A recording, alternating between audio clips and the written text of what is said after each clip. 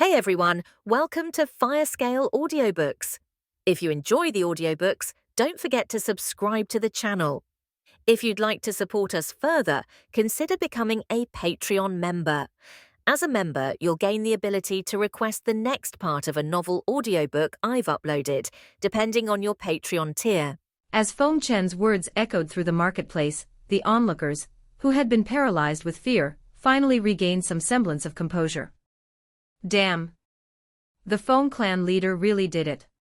He has killed almost all the Grand Qi Condensation Realm experts of Misty Vale City. Now no one could stop the Feng Clan from stopping even the Wang Clan. It is as Feng Chen says, the other three major families would probably be destroyed after this. Who told them to look for trouble with someone as powerful as Feng Chen? They should have known their place. Whispers of disbelief and awe spread among the crowd as they tried to process the massacre they had just witnessed. The sheer might of Feng Chen was undeniable, and his decisive actions shattered the balance of power in Misty Vale City in mere moments. With all the Grand Qi Condensation Realm cultivators of the other three major families, they were as good as destroyed. "Brother, you are just too powerful," Feng Yun said as he happily approached Feng Chen. He didn't know that the power difference between his brother and elder Zhou Tianhua would be so vast. One move and the opponent is dead. Although he didn't know and concluded that his brother was too strong, his master explained that the attack contained sword intent, which increased the damage of sword attacks. Sword intent.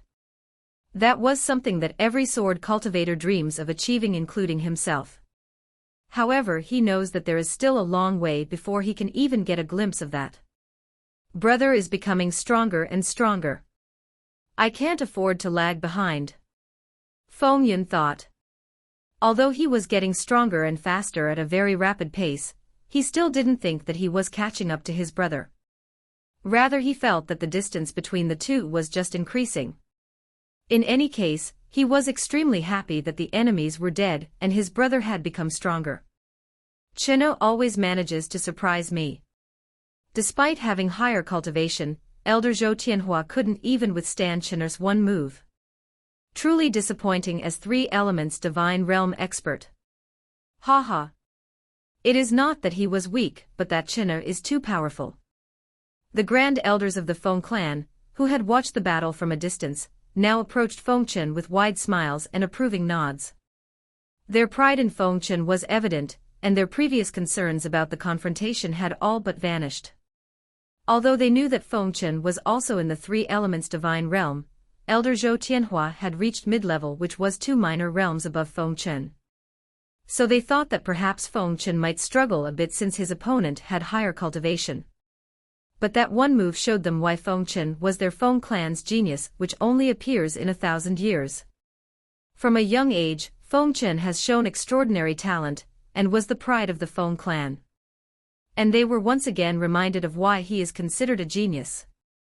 Killing 3 elements divine realm is extremely hard for even those in the same realm, much less with one move. Feng Chen gently patted his younger brother's shoulder, carefully checking him for any injuries. Apart from a few minor scrapes, Feng Yun was unharmed. He then turned to Feng Mei, giving her a quick examination as well. Like Feng Yun, she only had a few superficial wounds. Fortunately, those minor injuries would heal quickly since they had already taken healing pills. Grand Elders, how are your condition? Feng Chen then turned his attention to the Grand Elders. Haha, Chinner dealt with the enemy so swiftly that, aside from some chi loss from an earlier battle, we're in good shape. Feng Jinshan replied with a chuckle. Unlike elder Zhou Tianhua's pill of ascension, Feng Yun's pill had no side effects, thanks in part to the refining power of the ethereal frost flame. Good. Issue the order to the remaining members of the Yen, Zhao, and Lu families, hand over all their assets to the Feng Clan, and leave Misty Vale City.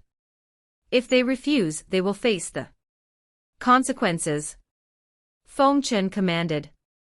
He wasn't a ruthless killer, but he wasn't so merciful as to let them go unpunished either. By offering this choice, he gave them a way to save themselves while also avoiding unnecessary bloodshed. Chinna, wouldn't it be better if we just destroy them completely? Feng Chen suggested, concerned that sparing them might leave the door open for future retaliation. Feng Chen's eyes narrowed slightly as he considered the question. Though his expression remained calm, there was a steely determination in his gaze. Grand Elder Zhenshan, he began, his tone firm and authoritative, the Yan, Zhao, and Lu families have lost their most powerful cultivators and their resources. They are no longer a threat. Wiping them out would only lead to needless violence and disorder in Misty Vale City. Feng Chen understood that the remaining members of the Yan, Zhao, and Lu families might seek revenge in the future. However, he had confidence in the Feng clan's ability to grow stronger, especially with the aid of the system. To surpass the Feng clan's strength, they would need at least genius-level talent and an extraordinary physique, which was beyond the capabilities of these three clans. N/O/vel/b/in.c/in.c/om. Thus, Feng Chen was not overly concerned about potential future retaliation. In essence, he did not see any value in annihilating them entirely when their ability to challenge the Feng clan was fundamentally limited. Feng Zhenshan nodded, understanding the reasoning behind Feng Chen's decision. As you say, Chen'er. We will issue the order and ensure it is carried out swiftly. Turning to the other Grand Elders, Feng Chen continued, this is a chance for them to start anew elsewhere. However, if any of them dares to resist, Grand Elder can take care of them. The Grand Elders nodded in agreement and immediately set out to do what they were commanded to. Early in the morning of the next day, Misty Vale City awoke to an atmosphere of tension and anticipation. The events of the previous day had spread like wildfire throughout the city, and now, as dawn broke, the citizens were eager to learn more about the unfolding power dynamics. The Yan, Zhao, and Lu marketplace, which was usually buzzing with people, was almost empty due to the marketplace being closed down. The rest of the Yan, Zhao, and Lu families didn't resist after knowing that their Grand Qi condensation experts had died, and that Feng Chen had reached the three elements divine realm. They all agreed to hand over all their assets to Feng Clan, and leave Misty Vale City. Without hesitation, they complied, promptly transferring their holdings and fleeing the city. It was already a blessing for them that they could survive, so before Feng Clan changed their mind, they completed evacuating overnight. N/O/vel/b/in.c/in.c/om. The Feng Clan was quickly occupied with taking over the newly acquired businesses, shutting them down temporarily while they worked to sort out the details. On the other hand, patrons flocked to the tea houses and restaurants, where news and gossip were typically exchanged. The venues quickly filled with people eager to discuss and learn more about the recent events. Extra! The Yan, Zhao, and Lu families have been vanquished by the Feng Clan in a decisive battle. Their mansions are empty, and their wealth has been seized by the Feng Clan. The Feng Clan now stands as the most powerful family in Misty Vale City. New alliances are forming, and the balance of power is shifting. Rumors of powerful cultivators arriving in the city continue to spread. Who are they, and what do they want? Elder Zhou Lei and Elder Zhou Tianhua both dead. Is Mystic Flame Sect and Spirit Wind Palace going to take revenge? In the tea houses and restaurants, conversations were animated, with patrons debating the implications of the Feng Clan's dominance. Some expressed concern about the potential for further conflicts, while others saw it as an opportunity to realign themselves with the new power structure. As the city's chatter grew louder, the various factions and families began to assess their positions in the newly reconfigured landscape.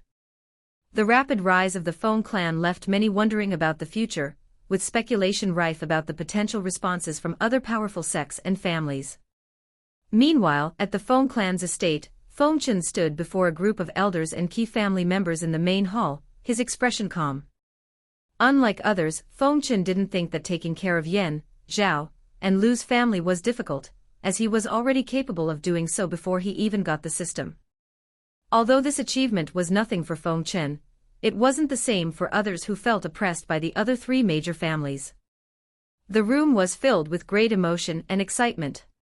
Feng Clan, who was thought to be the weakest among the five major families, had triumphed and had emerged as the strongest. Nephew, the inventory of the Yan, Zhao, and Lu families' properties and resources is nearly complete. Elder Wei reported excitedly, holding a thick ledger. It's a monumental task, given the scale of their holdings and the damage to some of their records.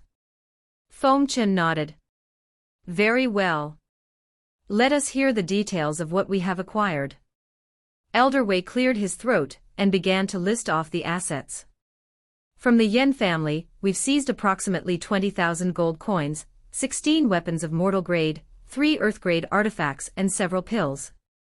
Their properties include 1 alchemist room, 2 mines, 3 taverns, 3 tea houses, and a variety of smaller enterprises.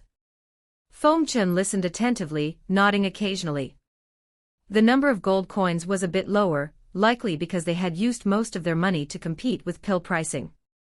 Overall, it wasn't too good nor too bad considering they were once the most powerful clan of Misty Vale City.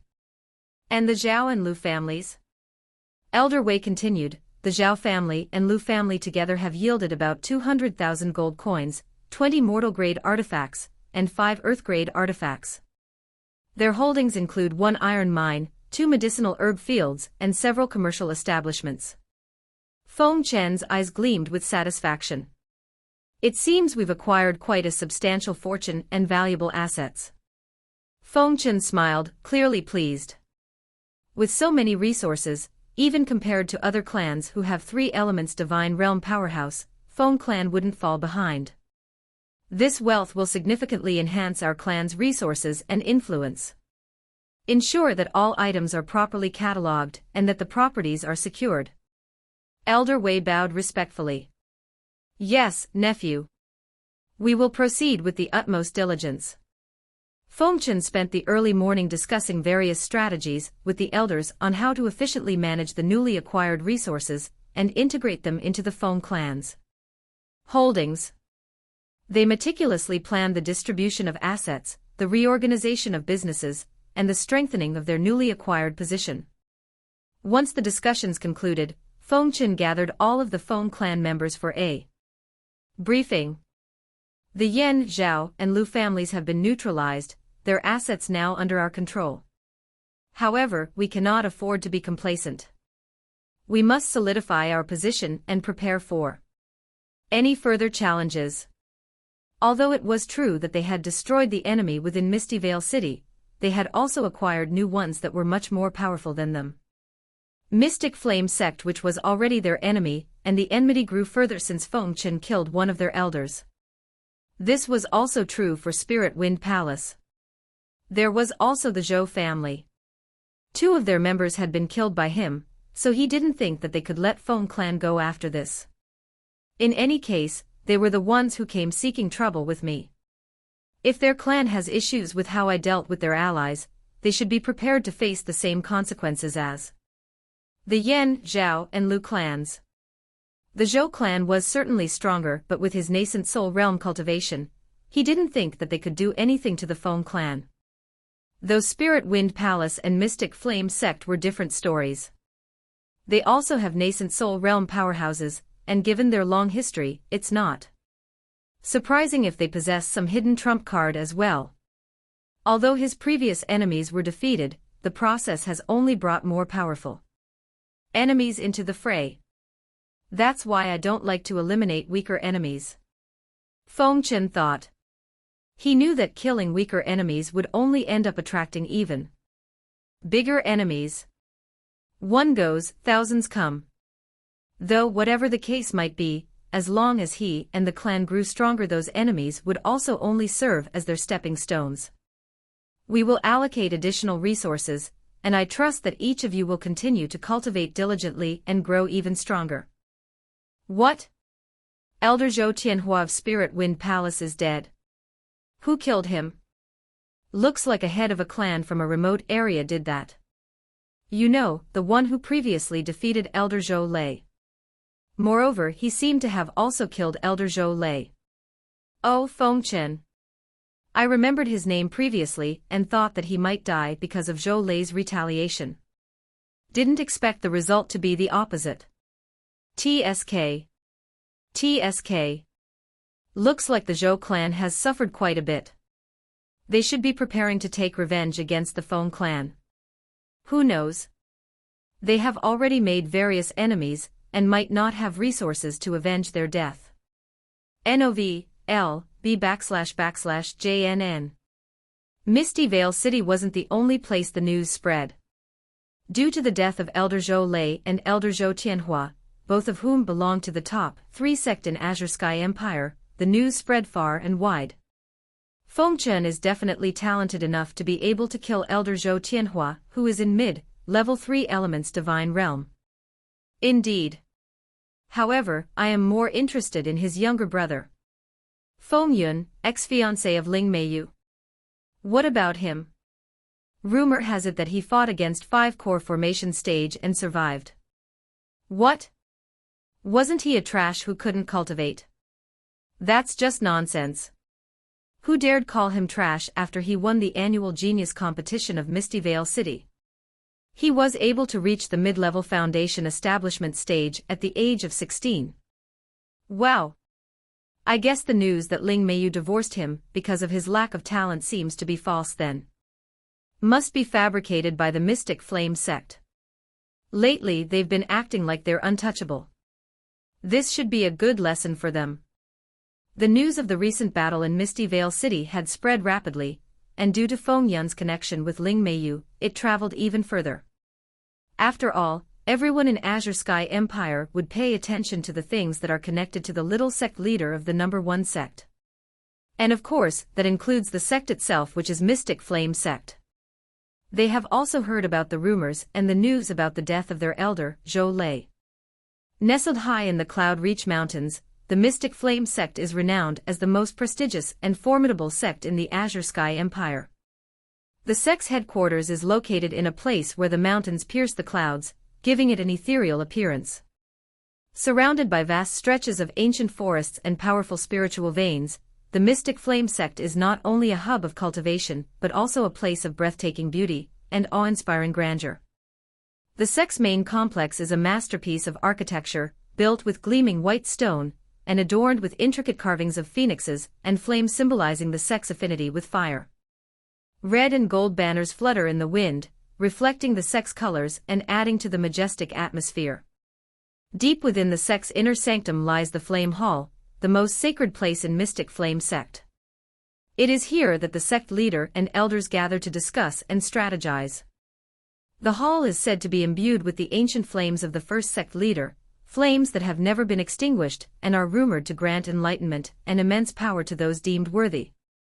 As the news of Elder Zhou Lei's death reached the sect, the Mystic Flame sect was in uproar and the elders called for a meeting.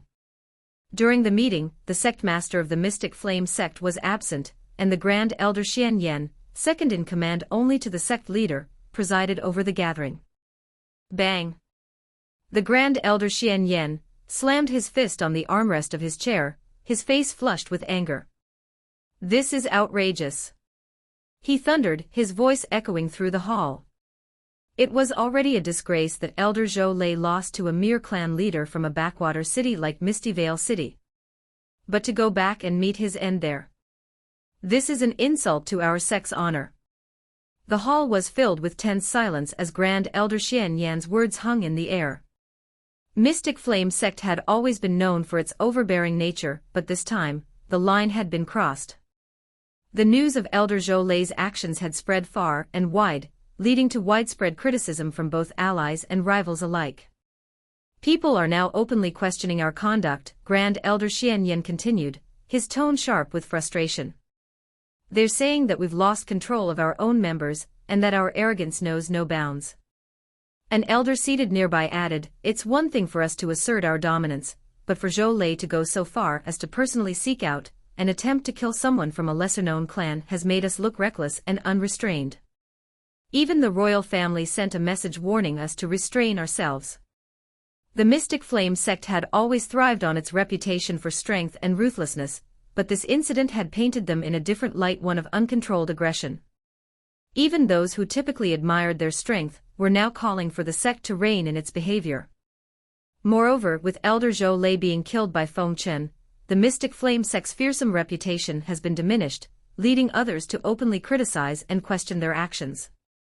Zhou Lei, taking this matter into his own hands was one thing, but to fail so miserably. If only he could have wiped out the Feng Clan, as he intended, then we wouldn't be having such a headache. One of the elders said as he cursed the already dead Elder Zhou Lei. The room was filled with murmurs of discontent. For a sect that prided itself on its power, being criticized for lack of control was a bitter blow. They were used to being feared, not mocked or questioned for their decisions. The discussion continued in the Flame Hall, the weight of the situation pressing heavily upon the gathered elders. Another elder spoke up, his eyes burning with intensity. We can't let this incident go unpunished. The Feng Clan is clearly against us, having dared to kill one of our elders. They need to be eliminated, or others will start thinking they can challenge us without consequences as well. Several heads around the room nodded in agreement. The belief was strong that Feng Chen's brazen act of killing their elders had not only tarnished their sect's reputation, but had also threatened their authority. The only way to undo the loss of reputation and criticism was to destroy the Feng Clan. There was no other option like apologizing to Feng Clan for their elders' actions. Rather, they believed that it was Feng Clan's fault. The Mystic Flame sect is already used to its power and dominance, and has never bowed their head even if it were their mistake. In the first place, even if one of their elders massacred a clan, they wouldn't face much opposition.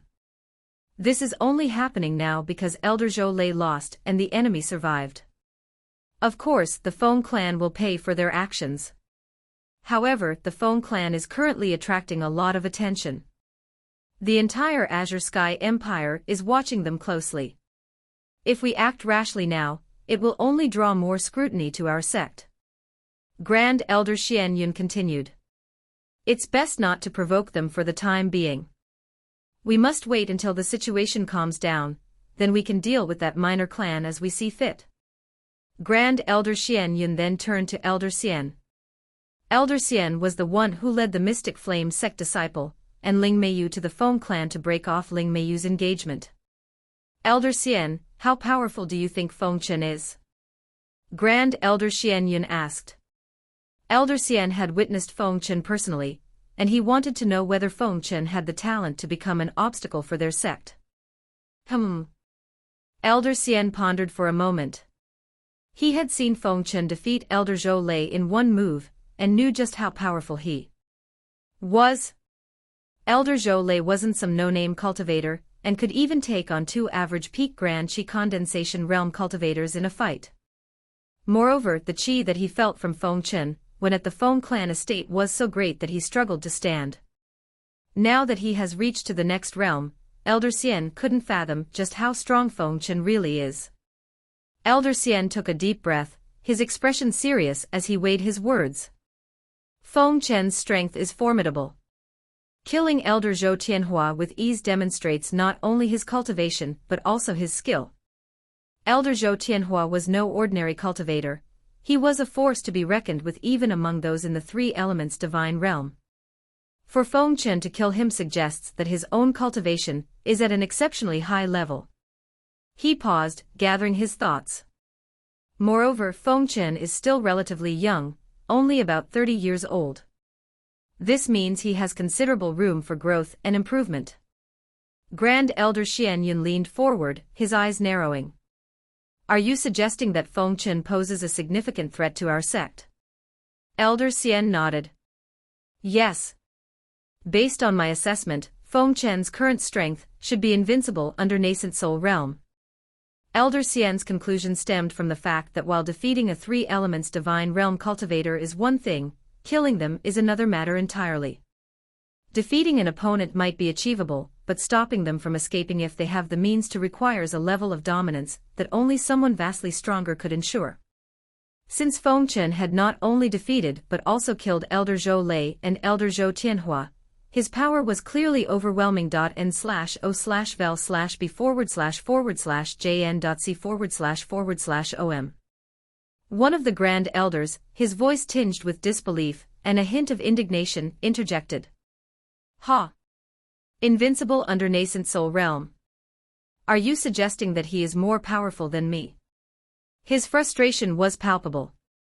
As a Grand Elder at the peak of the 3 elements divine realm, he found it hard to accept that a cultivator from a lesser-known region might surpass him in strength. Elder Xian's face flushed as he hastened to clarify. That is not what I meant.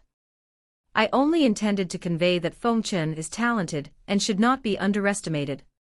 His ability to kill two formidable elders like Zhou Lei and Zhou Tianhua indicates that he is a powerful and skilled opponent. I have fought and defeated numerous opponents in my time. If this Feng Chen were truly as strong as you claim, he should have already made a name for himself in the azure sky. Empire. If there was a genius like Feng Chen, the Grand Elder believed that he would have already heard their names by now. But he managed to kill Elder Zhou Tianhua, who is in mid-level 3 elements divine realm. Elder Xian said, not wanting the Grand Elder to underestimate Feng Chen. That Feng Chen must have used some tricks or maybe used a sneak attack to kill Elder Zhou Tianhua. In any case, I can easily deal with someone like him. The Grand Elder replied with a note of skepticism, convinced that in a direct confrontation, Feng Chen alone would not have been able to kill Elder Zhou Tianhua. In any case, we have a powerhouse in the nascent soul realm. Even if Feng Chen is as formidable as Elder Xian suggests, it won't be a problem for our sect. Grand Elder Xian Yan then interjected, his expression serious. Although he thought that Feng Chen was rather talented, just like the other Grand Elder, he believed that Feng Chen is someone they can remove whenever they want. The bigger issue is Feng Yun, his younger brother. Grand Elder Xian Yan continued. Ling Meiyu has promised to fight with Feng Yun after 3 years. This fight would not only affect her but Mystic Flame Sect's reputation as well. He continued, his tone reflecting concern. Initially, I ignored this because Feng Yun was someone who couldn't even cultivate properly. However, recent reports indicate that he has reached the peak foundation establishment stage. If his growth continues at this pace, I fear that in 3 years he might surpass Ling Meiyu. Other elders nodded thoughtfully. One cannot underestimate a young man who could go from early qi gathering to peak foundation establishment stage in just 1 month. Indeed, Feng Yun's rapid progress could make him a formidable opponent. Although Feng Yun is not her opponent at the moment, who knows what will happen in 3 years. We must ensure that Ling Meiyu is adequately prepared, and that our sect remains unaffected by any potential fallout. Elder Xian suggested. If Feng Yun proves to be a problem, we will deal with him decisively. And if necessary, we will ensure that he is not alive to take the challenge. Grand Elder said coldly as he continued. Our enemies will learn that defying the Mystic Flame Sect comes at a terrible price. The Feng Clan and anyone else who dares to stand in our way will face consequences they can't even imagine. No matter what, Mystic Flame Sect was prepared to make sure that Ling Meiyu wins the promised battle. Ling Meiyu sat cross-legged in her cultivation chamber, her eyes closed in deep concentration. The faint glow of qi surrounded her, pulsing in a rhythmic dance as she absorbed the spiritual energy around her. Her brows were furrowed in focus, her breathing slow and steady. She was nearing a breakthrough, feeling the barrier to the next stage of her cultivation trembling before her. Creak. Suddenly, the door to her chamber slid open with a soft creak. The delicate balance she had been maintaining was broken, and the flow of qi around her was disrupted. Ling Meiyu's eyes snapped open, and her focus shattered. She exhaled sharply, irritation flashing across her face. Who is disturbing my cultivation? She thought. She had specifically mentioned to everyone to not disturb her these days, as she was preparing to advance to the next stage. However, seeing that someone did disturb her, she also thought that perhaps there was an emergency, though she still felt a bit irritated. Senior sister. A young female disciple came inside, her face pale, and her eyes wide with anxiety. She bowed deeply, clearly aware of the gravity of her interruption. Forgive me for disturbing your cultivation, but I have urgent news. Ling Meiyu's irritation faded as she saw the expression on the disciple's face. She thought it mustn't be a simple matter, as her junior sister dared to disturb her. What is it? she asked, her voice calm but tinged with an underlying note of concern. The disciple hesitated for a moment, clearly struggling to find the right words. It's about the Feng Clan, senior sister. She finally managed to say n/o/vel/b/in.c//in.c//om. At the mention of the Feng Clan, Ling Meiyu's heart skipped a beat.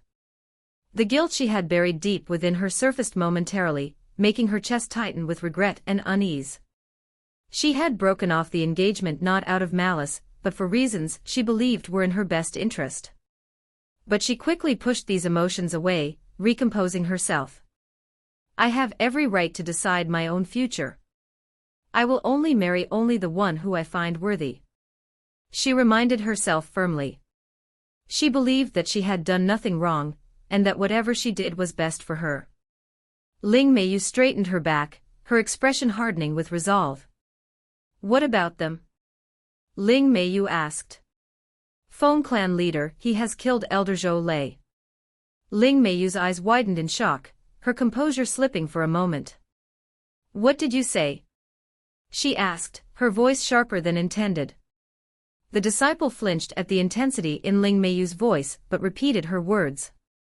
Elder Zhou Lei and Elder Zhou Tianhua of Spirit Wind Palace were killed by Feng Chen. The news has been spread and everyone knows about it. Ling Meiyu felt a wave of disbelief wash over her. Elder Zhou Lei is killed. By Feng Chen. How? She still couldn't believe it. Elder Zhou Lei and Elder Zhou Tianhua were both formidable cultivators, especially Elder Zhou Tianhua, who was at the mid-level 3 elements divine realm. Did Feng Clan leader broke through? Ling Meiyu thought. The last time they met, Feng Chen had only shown his peak Grand Qi condensation realm cultivation. However, since he killed Elder Zhou Tianhua, she concluded that he must have advanced after the annulment of the engagement. How did the Feng Clan leader even meet with Elder Zhou Lei? Did the Feng Clan leader come to the capital or something? Ling Meiyu asked. She has been in closed-door cultivation ever since she came back to the sect from the Feng Clan estate. It seems like he wanted to get his revenge for his previous humiliation, and went to Misty Vale City. Her junior sister answered. Ling Meiyu then understood the reason why he was killed by Feng Chen. Knowing the reason, she didn't feel any resentment towards Feng Chen. After all, even though Zhou Lei was their sex elder, if he had gone to find death, then no one can be blamed for his bad decision. However, that is not all. Her junior sister continued. Feng Yun, your ex-fiancé, is rumored to have reached the peak foundation establishment stage. Feng Yun. Peak foundation establishment stage. Ling Meiyu repeated, her voice laced with surprise. Are you certain about this? The young disciple nodded earnestly. Yes, senior sister. Rumors have already spread that Feng Yun has reached the peak foundation establishment stage. Given the recent events, it seems likely that this is true. Ling Meiyu's mind raced as she tried to reconcile this new information. The Feng Clan's rise in power and the strength of Feng Chen were significant, but Feng Yun's rapid advancement was something else entirely. After all, Feng Chen had already been recognized for his talent by reaching Grand Qi condensation at the age of 20, though this was nothing compared to her own progress. But the fact that Feng Yun, who had previously been at the early Qi gathering stage, had managed to rise to the peak foundation establishment stage in just 2 months was extremely astonishing. Even she took a year to go from the early Qi gathering stage to the peak foundation establishment stage, although she was much younger than Feng Yun. But that also was due to the fact that she has the help of the Ling family, which is the top family in Azure Sky Empire, with much more resources than Feng Clan. Just how could he advance so quickly? Ling Meiyu thought. Was father right? Is Feng Yun really a late bloomer? Before her father went into a coma, despite Feng Yun's status as trash, her father wouldn't annul the engagement, and would also say that Feng Yun was just a late bloomer or something. To her, she always thought that her father was just saying this because of his relationship with the Feng Clan, but now that Feng Yun has rapidly grown stronger, her father's words seem to hold. True. Nonetheless, I refuse to marry someone against my will. Feng Yun, no matter how powerful you become, I will defeat you. Ling Meiyu remained steadfast in her belief that breaking the engagement had been the right decision, regardless of Feng Yun's growing strength. Even if his talent is greater than mine, he could never catch up to my cultivation. Ling Meiyu was confident that, despite Feng Yun's rapid progress, the time he had lost would eventually hinder his advancement. She was already in the Grand Qi condensation realm, and by the time the promised 3-year battle commenced, she was certain she would have advanced to the 3 elements. Divine realm. No matter how quickly Feng Yun grew, she believed it was impossible for him to catch up to her and defeat her. Thank you for letting me know, junior sister. Ling Meiyu said with a smile. If that's all, I would like to return to my cultivation now. The Feng Clan, having seized the assets of the other 3 major families, saw their wealth increase dramatically. They were already wealthy from the success of Feng Yun's pills, but their riches grew even more after they gained control over nearly all the markets of Misty Vale City, NOV/LB/JNN. Feng Chen didn't hold back and distributed the resources that he acquired to make the Feng Clan even stronger. Most of the time, many of the Feng Clan members were cooped up in their private chamber cultivating. Only those responsible for managing the businesses or attending to the clan's affairs were not in seclusion. A few elders were also always present to accompany Feng Chen to meet with leaders of other clans who came to congratulate the Feng Clan on their rise to power. It was not just clans from Misty Vale City, but also those from other cities sought to form alliances with the Feng Clan. With news of Feng Chen reaching the 3 elements divine realm spreading, he had become someone everyone wanted to befriend. After all, cultivators in the 3 elements divine realm are rare and highly respected in the Azure Sky Empire. Additionally, it is widely known that the Feng Clan has a 2nd-grade alchemist and 7 grand elders at the Grand Qi condensation realm, making the prospect of befriending them even more appealing. In any case, the neighboring cities' powerhouses were either weaker than Feng Clan or about equal. Therefore, it was also in their interest to befriend Feng Clan and avoid making enemies with them. Please everyone, wait in line. Outside the grand gates of the Feng Clan's manor, a crowd had begun to gather. Servants were working hard to keep the guests in lines as they entered the hall to meet with Feng Chen. Representatives from various smaller families, merchants, and even a few independent cultivators arrived, each carrying gifts to congratulate the Feng Clan on their newfound dominance. Some came with ornate boxes filled with spirit herbs or rare minerals, hoping to curry favor with the Feng Clan.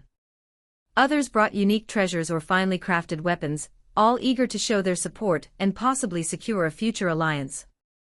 A distinguished elder from a lesser-known merchant family, the Huang family, approached Feng Chen with a deep bow, presenting a jade box that shimmered with a faint light. Feng Clan leader, the elder began respectfully. Please accept this humble gift as a token of our family's admiration for your clan's strength and wisdom. May the Feng Clan continue to thrive and flourish. Feng Chen received the box with a polite nod. Thank you, Elder Huang. The Feng Clan values your support and friendship. We shall remember your gesture. As more people stepped forward, the scene became lively, filled with voices congratulating the Feng Clan and expressing hopes for a prosperous future under their leadership. The atmosphere was one of celebration and anticipation, the crowd eager to align themselves with the city's new ruling family. Feng Chen maintained a courteous demeanor as he interacted with each guest, expressing gratitude for their gifts and well wishes. Though he was friendly and approachable, he was careful not to make any promises or formal commitments regarding alliances. Amidst the crowd, a servant hurried towards Feng Chen, weaving through the throng of people. Clan leader, the servant announced, his voice low and respectful. The leader of the Wang clan has arrived and requests an audience with you. Feng Chen raised an eyebrow, intrigued by the news. The Wang clan was the only other major family left in Misty Vale City. Since they are appointed by the royal family, they neither interfere with Misty Vale City's power struggle nor dare to offend them. Of course, the incident of 3 major families getting destroyed would warrant the attention of the Wang clan. However, the Feng clan already had enough reason to do so. Moreover, the three major families had also been involved with outsiders, which only further justified Feng clan's actions. Therefore, Feng Chen wasn't worried that the Wang clan, or the royal family, would blame them. "Escort him to the main hall," Feng Chen instructed calmly. "I will meet him there shortly." The servant nodded and quickly retreated to carry out his orders. Feng Chen turned to the elders who had been assisting him throughout the day. "Elders, please continue to greet our guests and ensure that they are well attended to," Feng Chen said. "I will handle the matter with the Wang clan personally." The elders nodded in agreement, understanding the importance of Wang clan's arrival. Although by strength, the Feng clan far surpasses the Wang clan.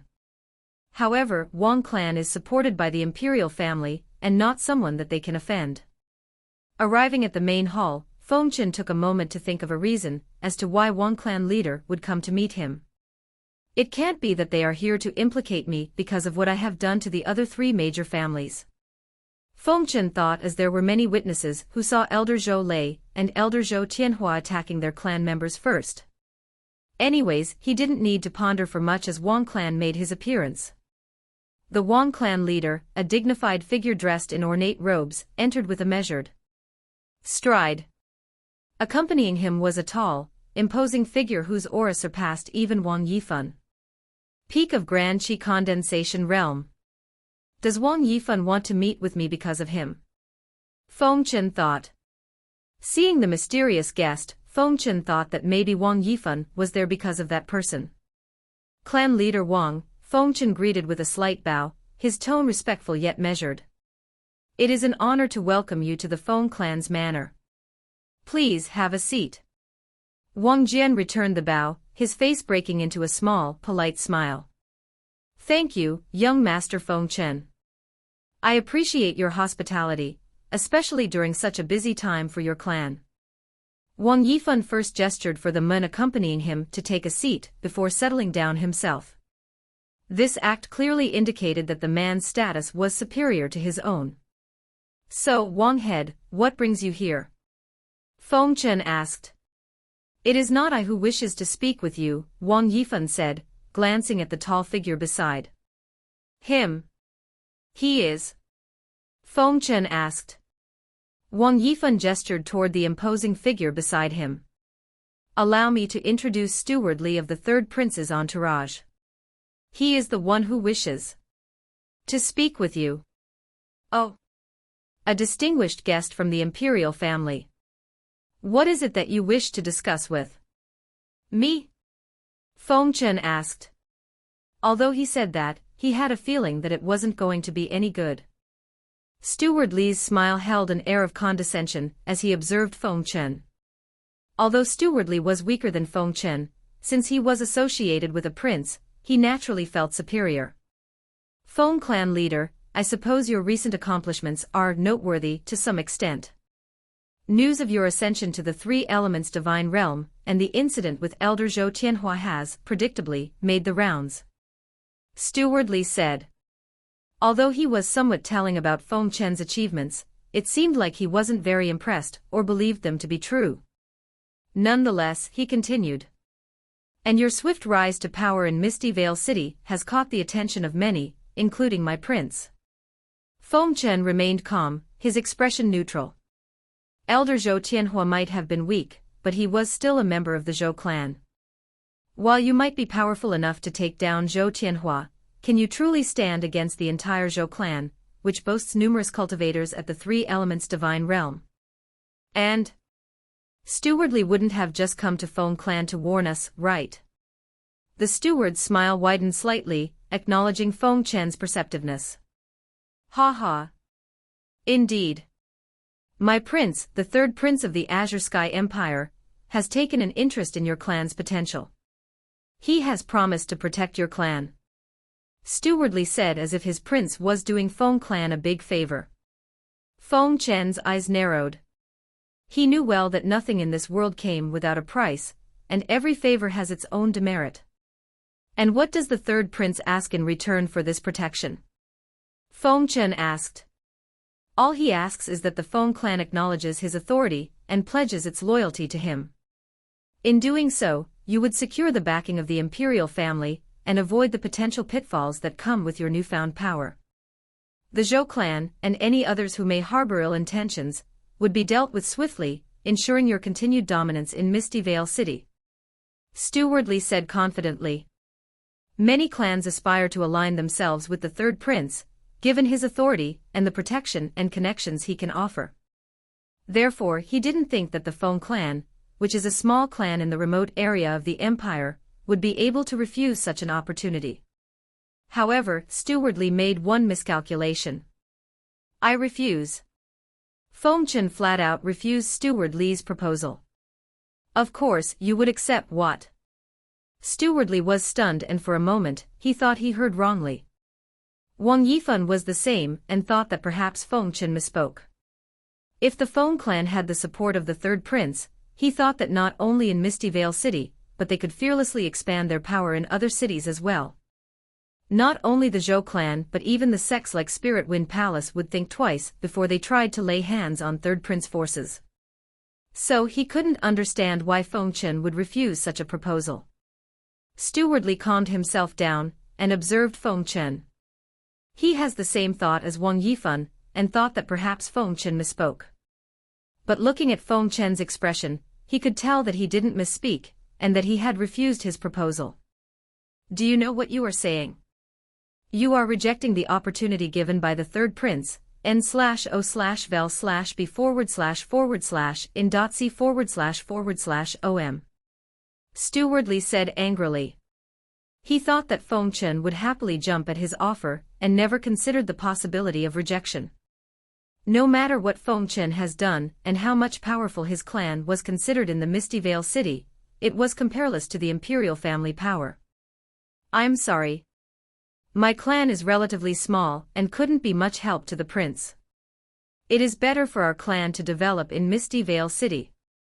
I don't think our clan could handle being the third prince's subordinate. Feng Chen explained. Of course, those explanations were all bullshit in order to make it seem like he and his clan was incapable of serving the third prince rather than it being outright rejection.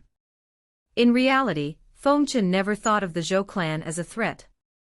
What could clan with only 3 elements divine realm even do to him? With his nascent soul realm cultivation, wiping them out was nothing difficult. Although the Feng clan resided in a relatively remote area, Feng Chen had always kept a close eye on events that might impact his family, especially those involving the royal family. He understood exactly why the third prince had sent his steward to recruit the Feng clan. The emperor's health was rapidly declining, and it was only a matter of time before his death would trigger a power struggle. The capital was already in chaos, with factions forming around various princes and princesses, each preparing to stake their claim to the throne. Among these contenders, the third prince was notably weaker, lacking the internal power to compete with his more influential siblings. Thus, he was forced to seek alliances outside the capital, hoping to bolster his standing by pulling in support from more distant clans. Feng Chen knew this well. The offer of protection from the third prince was nothing more than a calculated attempt to extend his influence into this corner of the empire. Rather than safeguarding the Feng clan, it was clear to Feng Chen that they were simply another pawn in the prince's desperate bid for power. Aligning with the third prince would only drag the Feng clan into a political struggle they had no desire to be part of. Steward Li's face twisted with growing frustration as his offer was rejected yet again. How could he remain calm after being turned down twice by the leader of a clan he considered insignificant? As the steward of the third prince, he was accustomed to receiving respect, even from powerful clans boasting multiple 3 elements divine realm cultivators. To have someone like Feng Chen, a leader of a smaller, remote clan, refuse an offer from the third prince was not only shocking but, in his eyes, deeply insulting. Although Feng Chen appeared to give measured reasoning for his refusal, Steward Li saw it as nothing more than a collection of excuses. In his mind, if Feng Chen truly respected the third prince, he would have immediately agreed without hesitation. Ha ha! I can't believe that you actually dared to refuse the offer from the third prince. You sure are brave.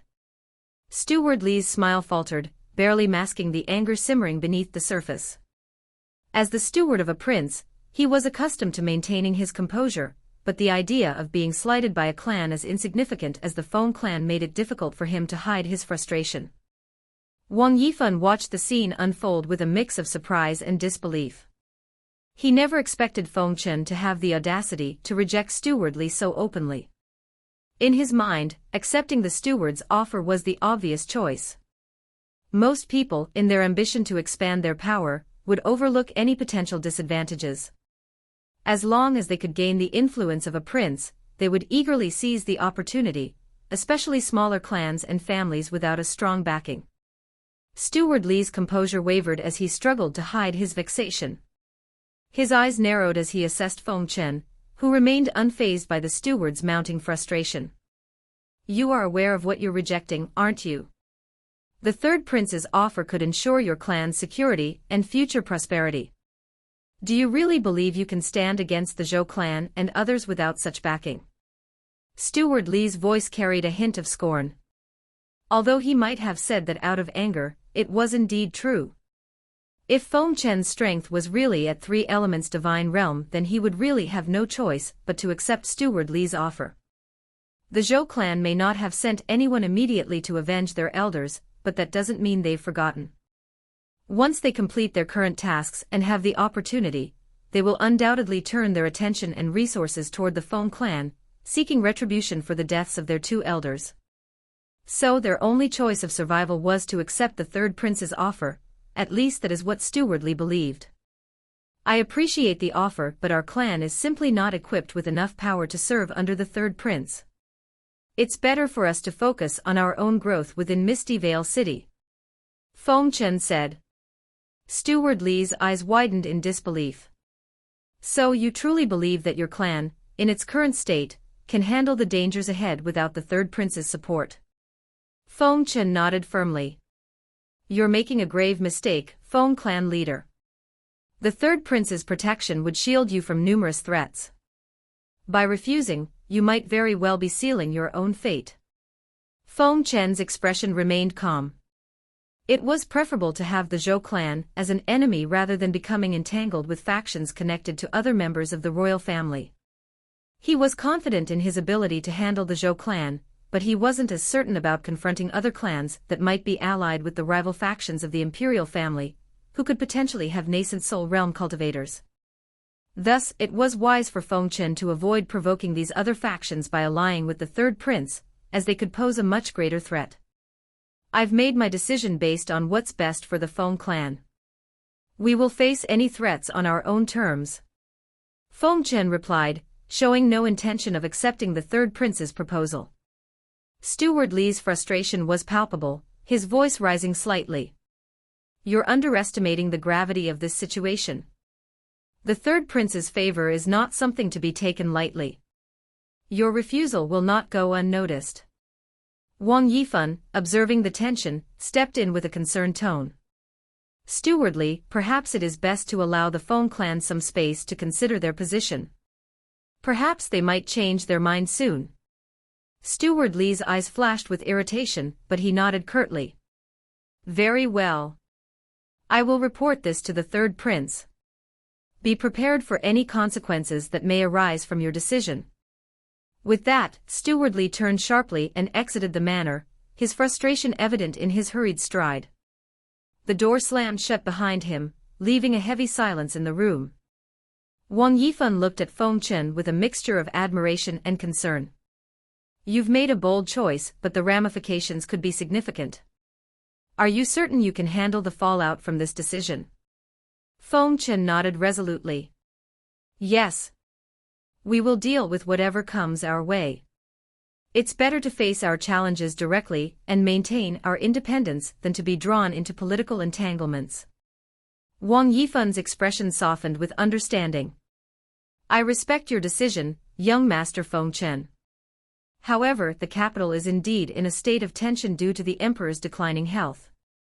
The political factions are maneuvering for advantage, and the third prince is no exception. He is seeking to consolidate support wherever he can.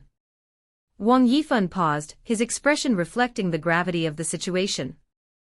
The capital's turmoil means that alliances are more valuable than ever, but it also means that the risks of entanglement are higher. The third prince's offer was meant to gain your loyalty and expand his influence to the Eastern Empire. He continued, his tone sincere.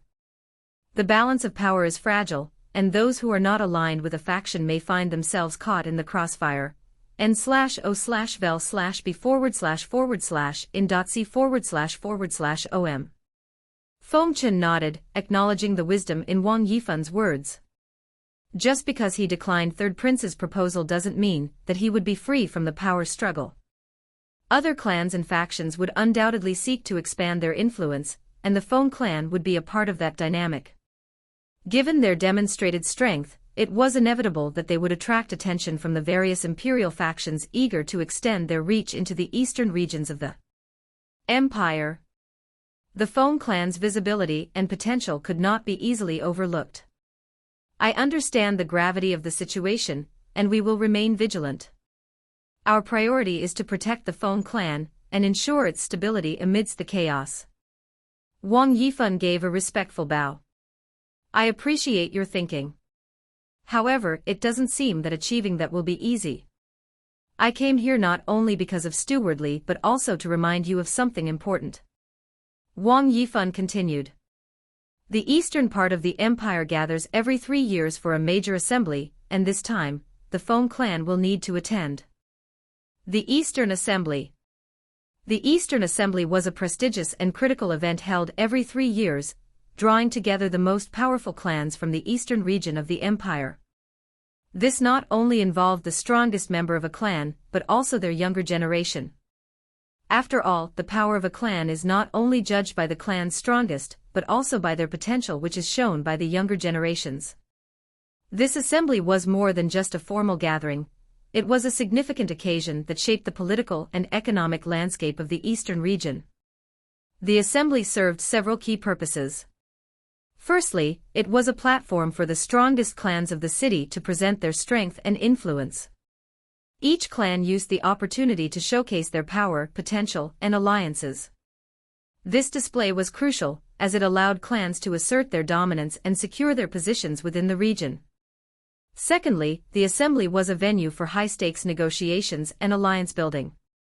Clans that had previously been rivals might find common ground, while others could forge new partnerships or settle long-standing disputes. Thirdly, the assembly ranks each clan based on their demonstrated power. These rankings influence the amount of resources allocated to each city, which can significantly impact their economic and strategic advantages. Finally, the rankings from this gathering are closely watched by the imperial family and major sects. Participants who display exceptional power or talent may attract the attention of these influential entities, potentially leading to recruitment opportunities. For clans looking to forge connections with powerful backers, this assembly presents a valuable chance to secure influential alliances. Previously, the Yen clan had attended the Eastern Gathering as they were the most powerful clan in Misty Vale City. However, now that your clan has taken their place, it will be your responsibility to represent the city at the upcoming event. Wang Yifan said. In a sense, the Wang clan could be said to be the strongest before Feng Clan rise. But it was Yen clan who would go to attend this gathering. As Wang clan was appointed by the imperial family, even if they were the strongest, they were not allowed to participate. Consequently, with the other 3 major clans having been eliminated, the Feng Clan was now the sole eligible contender from Misty Vale City. Misty Vale City's standing in the eastern region was relatively low, largely due to its lack of a cultivator at the 3 Elements Divine Realm. While the city was not at the bottom of the rankings, it still struggled to compete with many of the more powerful clans that had 3 Elements Divine Realm cultivators. Moreover, Misty Vale City also faced a shortage of genius-level talents, which further hindered its ability to rise in the ranks. Some of the clans that participated in the gathering included personal disciples of powerful sects, whose abilities far surpassed those of the Yen clan's geniuses. The combination of these factors had kept Misty Vale City from achieving prominence in the Eastern region. Eastern Region Gathering. So, it was this year. Feng Chen didn't really pay attention to it because although it somewhat affected them, but Yen family were the one to always go. Moreover, there was no benefit nor much loss, as the Yen family would always be at the bottom. Whether Yen family went or not didn't change much for the Misty Vale city. Therefore, Feng Chen has almost forgotten about it. Yes. It will be in about 3 months, and I wanted to remind you just in case you were unaware. Wang Yifan said. Since Yen Clan was the one always participating from Misty Vale City, he thought that Feng Chen wouldn't know. With you and your brother's power, I think that our city will have quite a high ranking this time. Wang Yifan added. Previously, he didn't have much hope because the strongest from Yen Clan was only at mid-level Grand Qi Condensation Realm, which is not nearly enough to compete for top spot. But Feng Chen was not only in 3 elements Divine Realm, but has shown enough capability to even kill mid-level 3 elements Divine Realm cultivators. This power was enough to be hailed as one of the strongest in the Eastern Prefecture. Which is one of the reasons why the third prince thought of supporting the Feng Clan. And Feng Yun and Feng Mei were reported to have battled against cultivators at the 5-core formation stage, comparable to some of the most talented individuals from the major sects. There were also Feng Xiaoyu, Feng Jianhong, and Feng Liang who have shown incredible talent in the annual genius competition. With such a lineup, Wang Yifan was sure that Feng Clan would achieve a great result in the upcoming Eastern Gathering. Although this sentiment was not shared by Feng Chen. He frowned upon hearing that he would need to attend the Eastern Gathering. If he could, he would have avoided it. However, he knows that it will only antagonize various clans, sect and even the imperial family. What a bad luck. Feng Chen thought. Although getting a high rank might help the Feng Clan, as they would have to pay less tax, and would get more resources, it wasn't a very great time for Feng Clan to participate. Feng Chen had refused the third prince's proposal. However, there must have been many other clans from Eastern Prefecture who had received similar offers from the third prince. And it is obvious that those clans would be against the Feng Clan, who has refused the offer. The third prince himself might even order them to eliminate the Feng Clan. Feng Chen thought that he would quietly consolidate his power in Misty Vale City, but that dream might not be as easy to achieve as he thought. It seems I must push both myself and my clan to elevate our cultivation. Feng Chen's gaze hardened as he continued his thoughts. In a world as chaotic as this, where the emperor's health was uncertain and various sects were vying to assert their dominance, the Feng Clan had no choice but to grow stronger if they wished to survive. The instability in the capital meant that power dynamics were constantly shifting, and the rise of one faction often came at the expense of another. The Eastern Assembly would be a critical test, not just for showcasing their strength, but for solidifying their position amidst the turmoil. The sects and clans from across the Eastern Prefecture would be eager to demonstrate their own prowess and secure their future by aligning with the most influential factions, including those princes and princesses. Good. I would also like to see how my clan fares against others in Eastern Prefecture. Feng Chen said.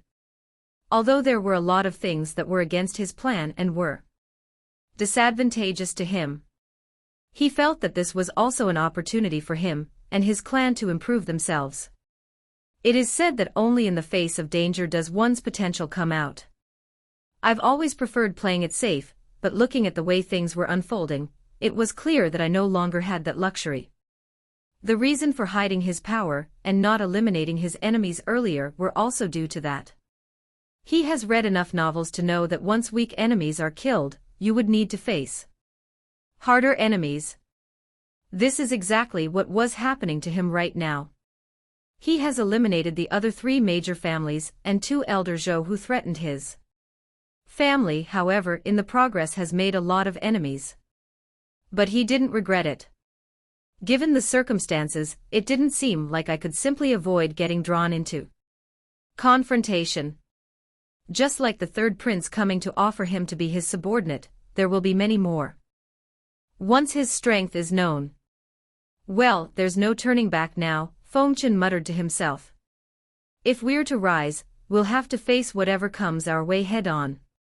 He couldn't hide his power for much longer since the enemy he will be facing now would definitely be stronger. N/O/vel/b/in.c//om. Moreover, he wanted to strengthen his clan. And that will obviously not go unnoticed by other people. Since that was going to happen anyways, Feng Chen decided to use the upcoming Eastern Assembly not only to display his full power, but also to provide his clan's younger generation with the opportunity to broaden their horizons and witness the vastness of the world. After Wang Yifan left, Feng Chen summoned a meeting with every clan member. Despite their busy cultivation schedules, none of them questioned the call and immediately halted their training. Whenever Feng Chen summoned them, they promptly assembled without hesitation. The clan members gathered in the grand hall, a mixture of curiosity and speculation on their faces. The room buzzed with low conversations as they waited for Feng Chen to speak. The usual clamor of cultivation techniques and strategies was replaced by whispers and conjectures about the purpose of this unexpected meeting. Feng Chen then proceeded to tell everyone about the Eastern Gathering and how it would impact their clan.n/o/vel/b/in.c/om. Finally. It is our turn now. Hee hee. I had finally understood 30% of Heavenly Emperor's sword. I can't wait to showcase my power. Stupid. Do you think that with your meager strength, you would be chosen? Obviously, someone like me should be the one to represent our clan. I heard there are a lot of attractive prizes for the winner. Maybe I could win some for our clan.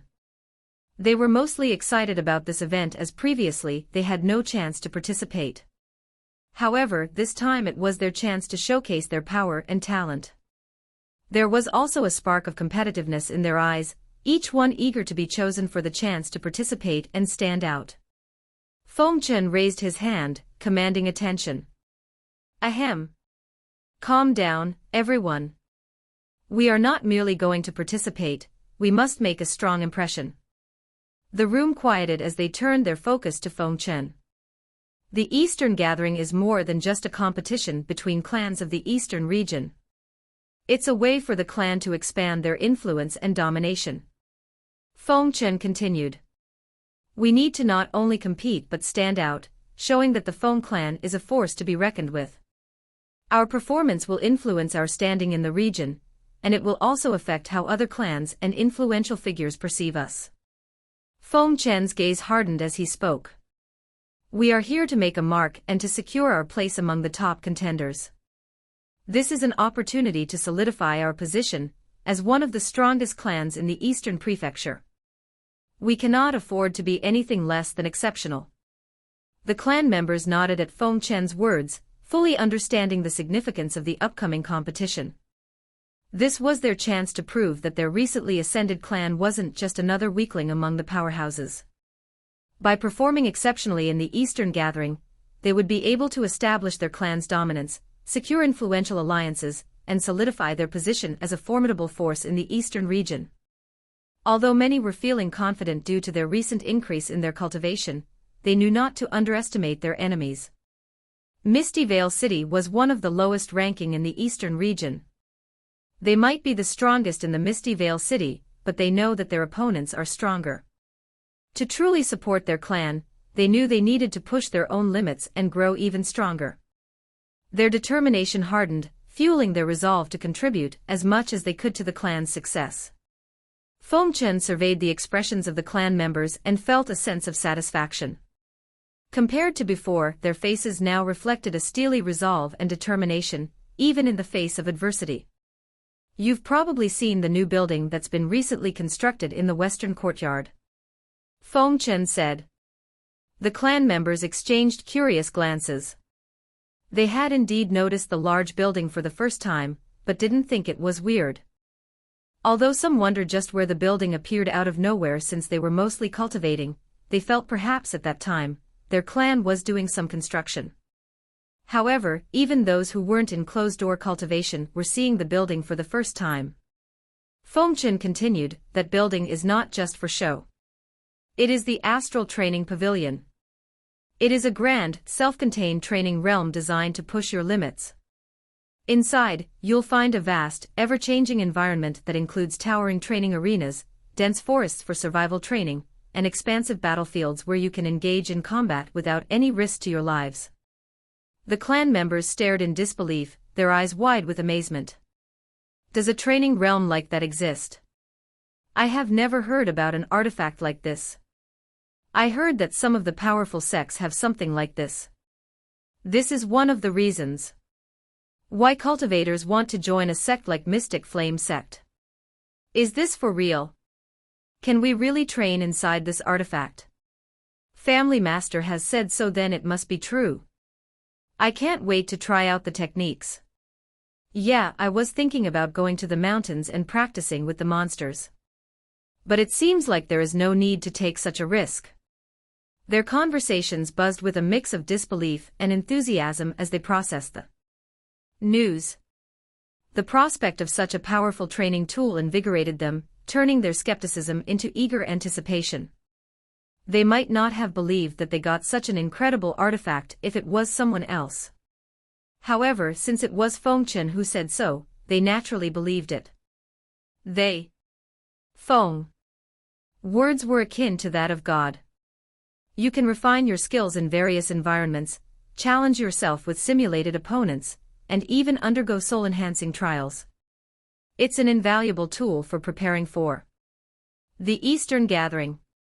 Feng Chen continued. He brought the Astral Training Pavilion from the system shop. Astral Training Pavilion. Description: the Astral Training Pavilion is a heaven-grade artifact that creates a virtual world for training and combat. Within this realm, participants can engage in simulated battles and various learning scenarios without the risk of real death. Advantage: provides a safe environment for intense combat training and skill refinement. Enables users to experience and overcome challenging scenarios without physical harm. Training in the pavilion helps improve combat skills and strategic thinking while managing energy and recovery effectively. It can improve soul power. Disadvantage: while virtual deaths do not cause actual harm, they will exhaust the user's soul power and chi. As a result, a participant cannot re-enter the pavilion on the same day after dying. Cost: 100,000 system points. Great. I am now officially poor. Feng Chen thought as he fought back the tears. The system points he had painstakingly collected were nearly exhausted after purchasing this artifact. Yet, despite the cost, Feng Chen knew it was essential for his clan's advancement. The price was steep, but the value of such an artifact was immeasurable to his clan. In a battle between opponents of equal strength, who has the advantage? Is it the one with superior artifacts or the one with more advanced techniques? No, it's the experience that makes all the difference. Even the strongest techniques are useless if you can't anticipate your opponent's moves or time your actions perfectly. Experience allows you to read the flow of combat, adapt to unforeseen challenges and seize the right moments. Thus, fighting experience is as crucial as cultivation itself. Therefore, although the cost of the Astral Training Pavilion was very high to the point that Feng Chen was only left with 50,000 system points, he felt that it was necessary for the future development of the clan. Of course, there was another reason as to why he was willing to invest so much system point in the Astral Training Pavilion. Mission: rank among top 3 in the Eastern region in the upcoming Easter Gathering and show your dominance.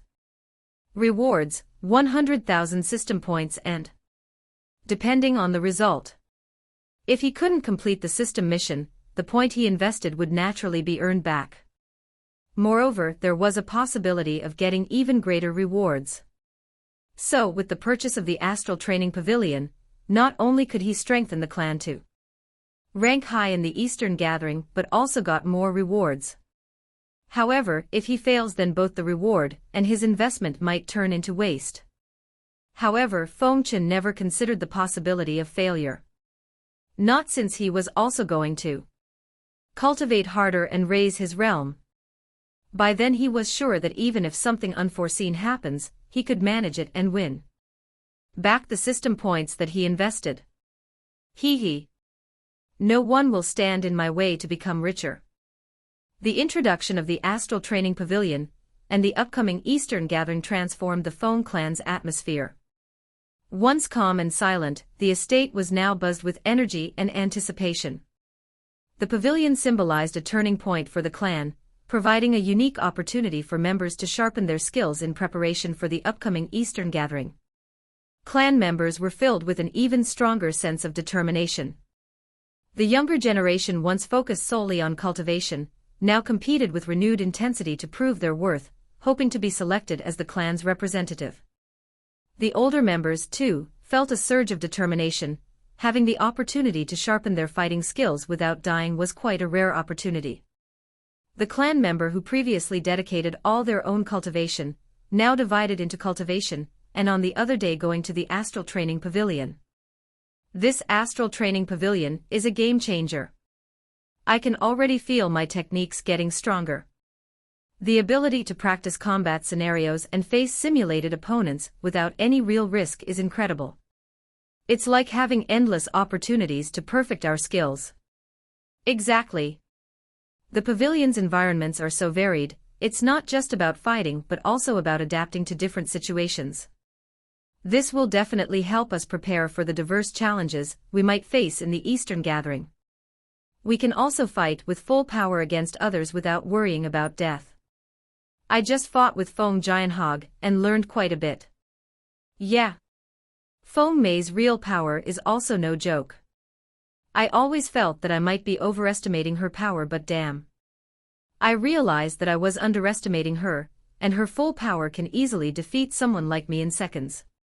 The enthusiasm among the Feng Clan members for the Astral Training Pavilion was palpable. They were eager to explore its full potential, and the discussions around the facility highlighted their excitement and dedication. Good. Good. Feng Chen remarked, noting the intense dedication with which the clan members were training. Looks like I can leave without worrying.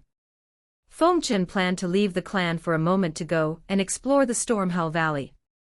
The Stormhowl Valley is a treacherous, storm-ravaged territory located several days' journey from Misty Vale City. Known for its unpredictable weather and towering cliffs, the valley earned its name from the relentless gales that sweep through the region, howling like fierce beasts. Lightning often strikes the rugged landscape, and thunder echoes throughout the valley, creating an ominous atmosphere. Moreover, the monsters present there are all-powerful, and it would be very dangerous for even the Grand Chi Condensation Realm cultivators to survive for a few days in the Stormhowl Valley. N/O/vel/b/in.c/in.com. If one were to go deeper into the Stormhowl Valley, then they would only meet stronger monsters, even those rank 6 monsters who are as strong if not stronger than the nascent Soul Realm cultivator. Despite the dangers, Feng Chen was eager to visit Stormhowl Valley. A few days earlier, after raiding the treasuries of the Yen, Lu, and Zhao families, he had acquired what appeared to be a treasure map from the Zhao family. The authenticity of the map and the existence of the treasures were uncertain, because for one, Zhao family would have already taken the treasures, if it was true, or it could also be that it is extremely hard to get. In any case, there was a possibility, and if there were indeed real treasures, then it could help the clan immensely. His second motivation was more personal. Since becoming the leader of the Feng Clan, Feng Chen has been unable to travel or explore due to the constant threat of invasion from the former major families. With those enemies now eliminated and the Feng Clan significantly strengthened, he saw this as an opportunity to venture out and explore the valley. Hee. I'll leave things in Elder Wei's hands for a few days. I can't wait to see what kind of adventure awaits me in Stormhowl Valley. Before departing, Feng Chen made meticulous preparations. He visited the clan's key elders and assigned tasks to ensure the clan's smooth operation in his absence. Feng Chen summoned Elder Wei to the main hall, giving him the instructions. Elder Wei, you'll be in charge while I'm gone. Make sure the clan members stay focused on their training. Feng Chen continued. And take this token with you. It contains a fragment of my soul. If anything important arises, just crush it and I'll know immediately. Elder Wei nodded and bowed respectfully. Understood, nephew. You can count on me to maintain order while you are gone. Elder Wei and the other elders didn't think much about Feng Chen leaving to explore the Stormhowl Valley. They knew just how much he had sacrificed to keep Feng Clan safe. Previously, he would travel around the Azure Sky Empire, and would rarely stay at Misty Vale City. However, when his parents disappeared, the Feng Clan was left vulnerable. Feng Chen had no choice but to set aside his personal desires and remain at the Feng estate to protect his family and clan. Now that their enemies were gone and they were on the rise, the elders felt that Feng Chen should do what he wanted. They also strengthened their resolve to keep the Feng Clan safe. Now that their strength has increased, they wanted to ease the burden on their clan leader, who has taken all the burden until now. With preparations in place, Feng Chen checked his storage ring, which included several high-grade medicinal pills and a few defensive treasures from the clan's vault. He had no intention of underestimating the dangers of Stormhowl Valley. Although he could also get those things from the system store, he didn't want to waste his already diminished system points on things that he could easily acquire. He wanted to check on Feng Yun before departing, but knew that he shouldn't disturb his brother who previously was on the verge of breaking through to the core formation stage. Okay then, I will be back in a few days. As Feng Chen left the Feng Clan estate, he took a deep breath, feeling a surge of excitement wash over him.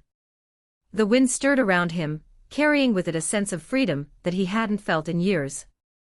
With the burdens of clan leadership and its safety temporarily lifted, he felt liberated in a way he hadn't experienced since taking on the role. Though he found fulfillment in leading the clan, there was a part of him that always craved adventure, and this journey reignited that desire. The thought of the treasure map he'd found during the raids on the Zhao family added to his excitement. While there was no guarantee the treasure existed, it was worth exploring. And while the system store could provide him with any treasure he desired, those items came at a steep price in system points. Even if the treasure didn't exist, this would be a well-deserved break from his responsibilities, a rare chance to indulge in the wanderlust he'd long suppressed. His steps were light, yet purposeful, as he made his way out of Misty Vale City and toward the Stormhowl Valley. The journey was long, but for someone of Feng Chen's cultivation, it was nothing more than a minor inconvenience. With his speed, the several-day trip would take him only a few hours. Along the way, he observed the changing landscape, lush forests giving way to rocky terrain, the sky above darkening as clouds gathered over the distant Stormhowl Valley. The air grew colder as he neared the valley's edge. Lightning cracked across the darkened sky, casting fleeting shadows over the jagged cliffs. Before reaching the valley itself, he spotted a small border town nestled between two jagged cliffs. That should be Thundercrest Outpost. Feng Chen muttered to himself. The town's purpose was clear: it served as a final defense before the deadly wilderness of Stormhowl Valley.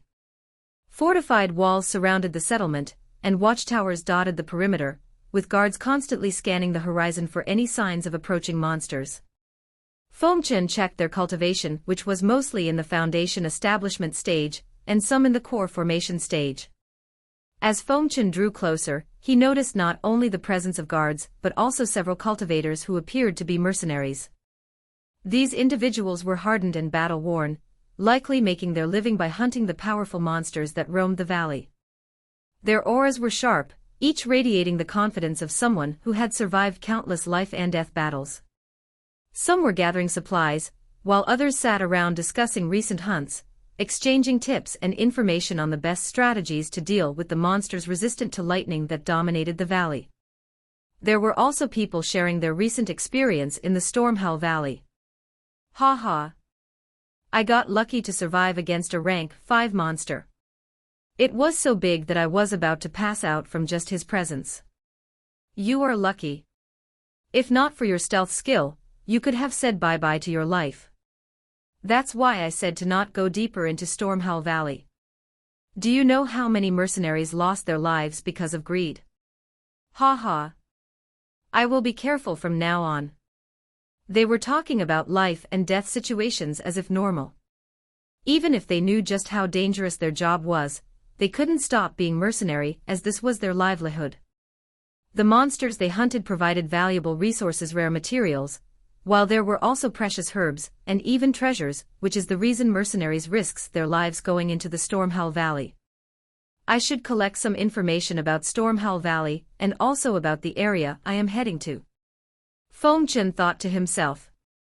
Despite his status as a nascent soul realm cultivator, he knew the importance of caution. Gathering information was a fundamental step in ensuring survival, regardless of one's power. Even with his considerable strength, being well-informed would help him navigate the dangers of Stormhowl Valley more effectively and avoid unforeseen complications.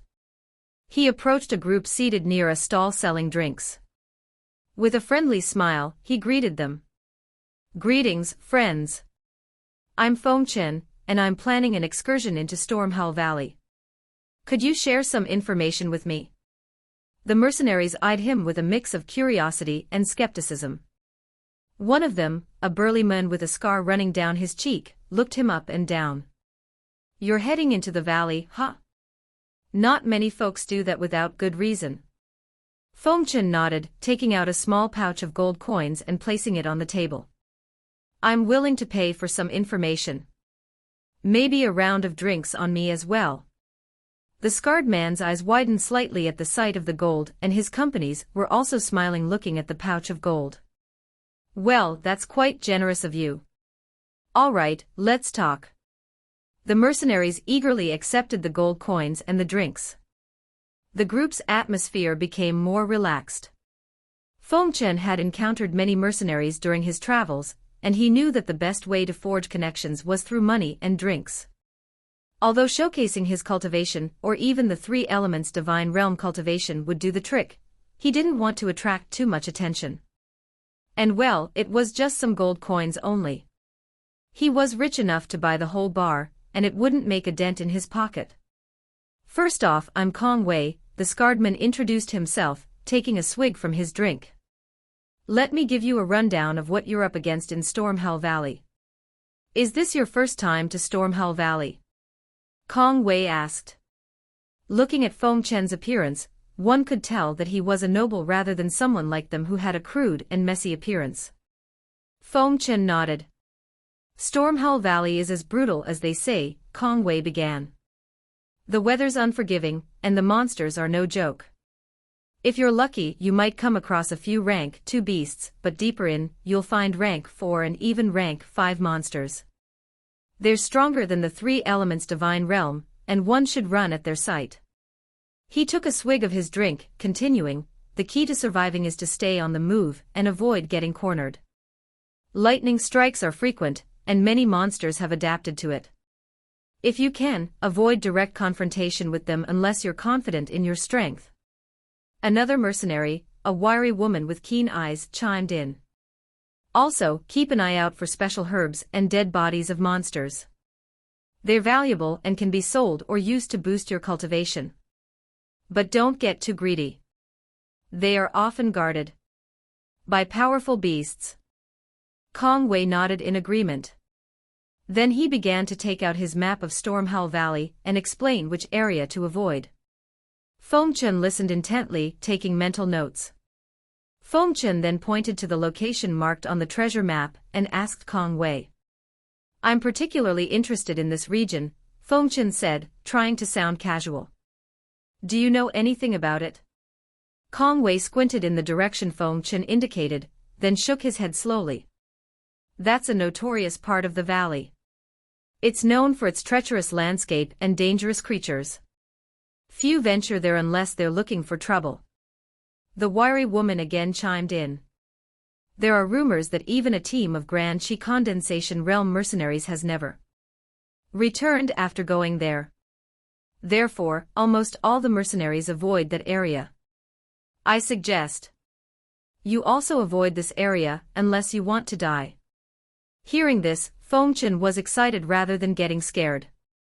If the area was this dangerous, it could explain why Zhao's family never attempted to go look for it.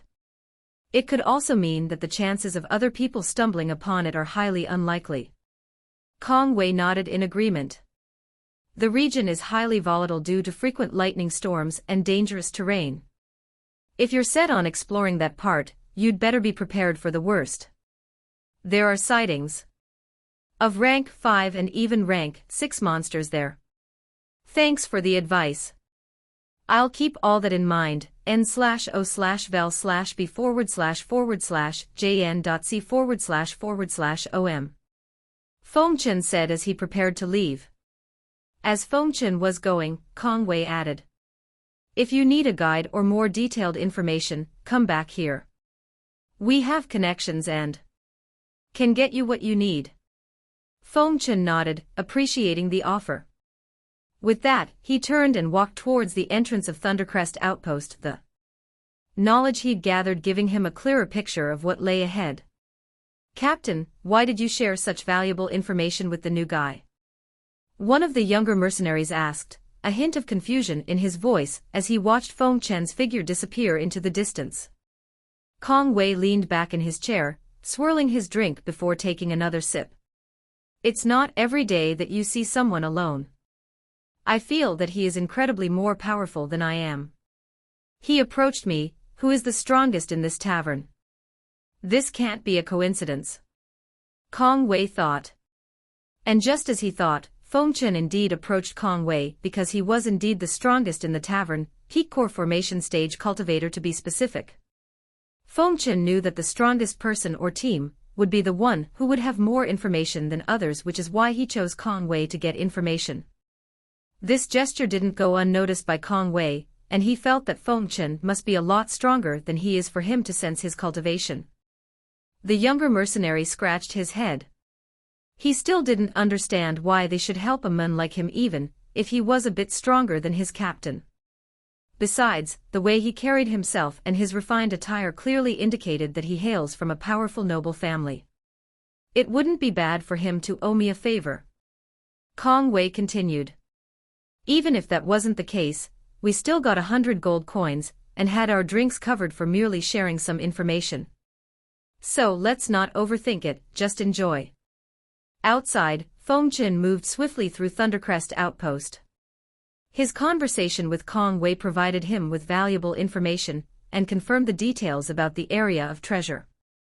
As Feng Chen approached the gate leading into Stormhowl Valley, one of the guards raised a hand, signaling for him to stop. "Halt. Beyond this point, only those with permission or sufficient strength can pass." Feng Chen smiled and calmly showed his cultivation of the three elements divine realm. The guard's eyes widened in recognition and immediately bowed. "Apologies, senior. Please, forgive the intrusion." The guard stammered, quickly stepping aside. "You are free to pass." With a nod, Feng Chen walked past, the gate creaking open as he made his way into the foreboding Stormhowl Valley. The air instantly grew colder, and the distant sound of thunder echoed through the jagged cliffs ahead. "So this is the infamous Stormhowl Valley," Feng Chen murmured to himself, a grin tugging at the corner of his lips. "Let's see what this place has in store." He stepped into the valley, the winds immediately pressing against him. For anyone weaker, the sheer force of the gales might have been overwhelming, but Feng Chen, with his nascent soul realm strength, moved forward with ease, his steps steady on the rugged path. As he ventured deeper, the only monster he saw was of rank 1, and he didn't need to do anything since they would run away the moment they felt his presence. One might think that monsters are an aggressive bunch who would attack anyone they come across, but they do have a basic instinct of survival. As long as they know that the being is someone that they can't beat, they will run away just like any other human.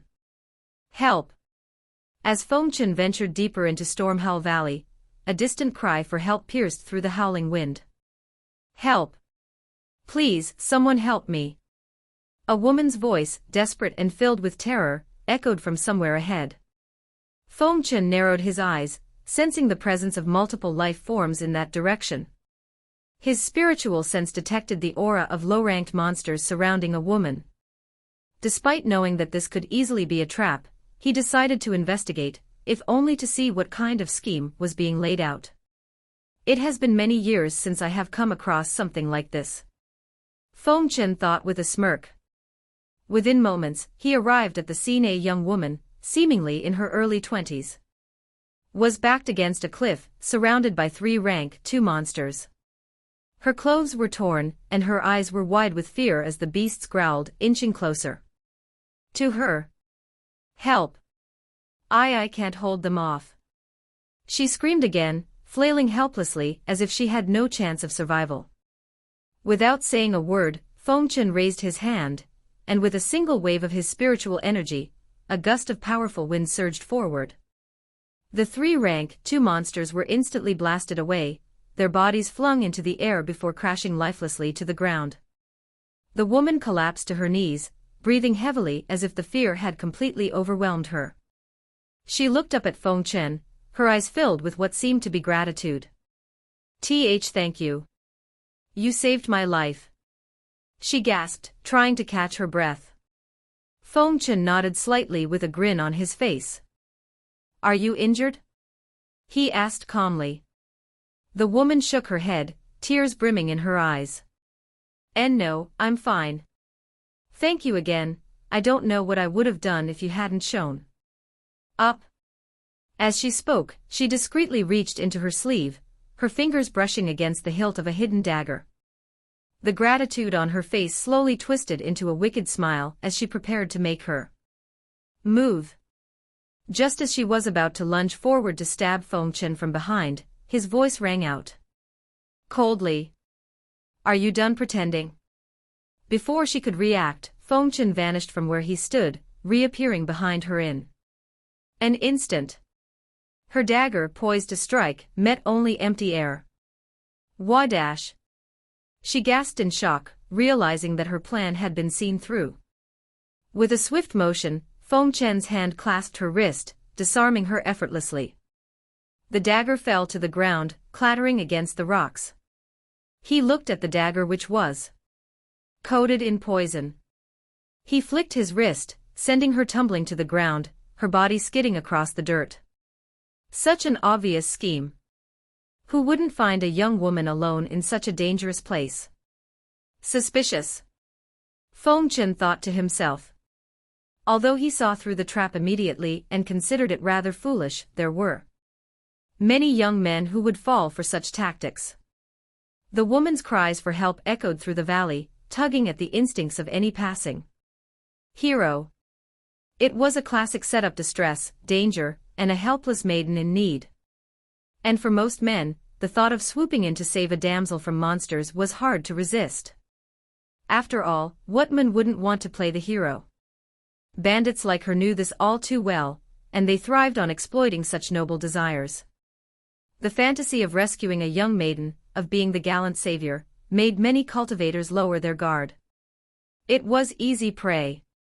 And that's exactly how they planned to trap this one, though it didn't work on Feng Chen. The woman winced in pain but quickly scrambled to her feet. You'll regret this. We're not done yet. At her signal, several figures emerged from the surrounding rocks, bandits, all of them armed and grinning wickedly. The woman smirked, wiping the dirt from her face. Do you think I am alone, nobleman? Now hand over everything you have, and we might let you walk away alive. Feng Chen sighed, his eyes narrowing. You really should have thought this through. Feng Chen could sense that the cultivation of the bandit was at most core formation stage, with many in only foundation establishment stage. Before the bandits could react, a pulse of his spiritual energy rippled through the area. This is Grand Qi Condensation Realm. No, it is stronger than that. The bandits gasped for breath, their faces contorting in fear and confusion. Why, you're a cultivator of the 3 elements divine realm. We didn't know. They were a group of bandits who also prided themselves on having killed the Grand Qi Condensation Realm cultivator before. But even they know that against the 3 elements divine realm cultivator, no matter the traps or method, they stood no chance. Please, we're just small-time bandits. We didn't mean to dash. But Feng Chen wasn't interested in hearing excuses. With a wave of his hand, the ground beneath the bandits cracked, and in an instant, the overwhelming force sent them all sprawling, completely incapacitated. The woman's smirk faltered, and her eyes widened in panic as she felt the overwhelming pressure crushing down on her. N/O/vel/b/jn.c//om. W weight dash. Feng Chen stepped forward, his gaze fixed on the woman, who now trembled in fear. Looking at her cultivation, Feng Chen knew that she was their leader. And also looking at how decisively she attacked him, he was certain that they had a lot of blood on their hands. Feng Chen's gaze was cold and unyielding as he observed the chaos unfolding around him. The bandits, now sprawled on the ground and struggling under the weight of his spiritual pressure, were rendered utterly helpless. The woman's expression shifted from confidence to sheer terror as Feng Chen approached. Wait dash. She stammered, trying to plead once more, but her voice was lost amidst the cries of her fallen companions. Feng Chen's expression remained impassive. Such a blatant scheme, he said softly, though his voice carried a chilling edge. You believed you could deceive me with such a childish trap. He extended his hand, and a thin, shimmering line of energy flickered through the air. Feng Chen slowly walked towards the bandit, and on the way picked up the poisoned dagger from the ground. Using it, he swiftly dealt with the bandits, each cut from the blade ending their life instantly. Each bandit fell swiftly, their bodies collapsing lifelessly to the ground. The woman watched in horror, her pleas now turning to frantic screams. No. Please, stop. I'll do anything. Just don't. Feng Chen's eyes remained unrelenting. You must have killed countless cultivators with your schemes. Feng Chen said, his voice cold and unwavering. Consider this your karma. As the last echoes of the woman's cries faded away, Feng Chen turned away from the scene. Well, that certainly soured my mood. He pressed deeper into Stormhell Valley, guided by the map in his hand. The environment shifted dramatically as he ventured further. The skies were perpetually darkened by lightning and thunder, casting an eerie glow over the rugged terrain. Feng Chen was also hit by the lightning several times, but there were no injuries. Instead, it seemed to have refined his body further. As expected of mid-level saint-grade body refinement technique. Until now, Feng Chen hadn't taken a single serious hit. But the ease with which he absorbed the lightning strike, and the subsequent strengthening of his body, made him fully grasp the true power of his mid-level saint-grade body refinement technique. Its effectiveness was far beyond what he had anticipated. As he advanced, the monsters he encountered grew more formidable, with rank 3 beasts becoming the norm. Of course, even the rank 3 monsters ran away from him when they felt his presence. However, that was different for rank 4 monsters. It looks like despite knowing that Feng Chen was in 3 elements divine realm, they think they could take him on. Several rank 4 beasts have attacked Feng Chen, though it didn't take even a minute to take care of them despite their large numbers. After the battle, Feng Chen began gathering the dead bodies of those beasts. The bodies of these rank 4 monsters were valuable, their materials and core highly sought after. Core of these monsters could easily be sold for thousands of gold coins. This is one of the reasons why Mercenary continues to risk their life in Stormhell Valley. Looks like there are indeed rank 5 and even rank 6 monsters in the area of the treasure. Feng Chen muttered. Feng Chen didn't think much about rank 5 monsters as with his nascent soul realm cultivation, he didn't think that they would be much of a problem for him. But rank 6 monsters were a different story. He had never fought with rank 6 and didn't know just how strong they were in comparison to him. Although there was danger of encountering a rank 6 monster, Feng Chen didn't think about retreating at all. Even if he can't kill rank 6 monster, escaping wasn't going to be a problem for him. Moreover, he has mid-level saint-grade body refinement technique, Saintly Thunder Body, which would make killing him very difficult for the monsters. After storing the valuable cores and materials from the rank 4 beasts in his spatial ring, he glanced at the map once more. I should be close. Feng muttered, and suddenly a huge creature jumped out from the side of a cliff. Though Feng Chen, who had sensed it coming, dodged it easily. It was a thunderclaw lynx, its body crackling with electric energy, its eyes glowing with predatory intent. The lynx was a rank 5 beast, and the stormy environment of the valley only made it stronger. Not bad, Feng Chen muttered, unsheathing his sword with a swift motion. Now that I think about it, this is the first time I am fighting with Thunderclaw lynx. Let's see what you've got, n/o/vel/b/in.c//om. Roar. The Thunderclaw lynx wasted no time, charging toward him with blinding speed, its claws crackling with lightning. Whoosh! Feng Chen dodged effortlessly, his movements fluid as he parried the beast's attacks. Each strike from the lynx sent sparks flying, but Feng Chen remained calm, observing the monster carefully. Although he had heard that Thunderclaw lynx was very fast with powerful attacks, Feng Chen didn't find that to be true. Even if he was holding back, he didn't think that Thunderclaw lynx could ever land a hit on him. Shall I test how powerful the Thunderclaw lynx attack is? Feng Chen said as he stopped dodging Thunderclaw lynx. Feng Chen stopped in his tracks, a calm expression on his face as he allowed the Thunderclaw lynx to come closer. The beast, seeing an opportunity, roared and lunged forward, its claws crackling with lightning as they sliced through the air, aimed directly at Feng Chen's chest. Crack! The strike landed, and though Feng Chen felt a slight sting, it was nothing serious. His skin had barely been grazed, and the energy from the attack dissipated quickly, leaving only a faint mark. Blood trickled from a small cut, but it was far from life-threatening. Even when I deliberately allowed a rank 5 beast to land a hit, the damage barely counts as injury. Feng Chen muttered, glancing at the shallow injury. The Thunderclaw lynx recoiled, stunned that its strongest attack barely caused harm. Meanwhile, Feng Chen marveled at the sheer defensive power of his mid-level Saint-grade body refinement technique. The Saint-grade technique truly lives up to its reputation. Taking a direct hit from a rank 5 monster and sustaining only minor injuries. Impressive.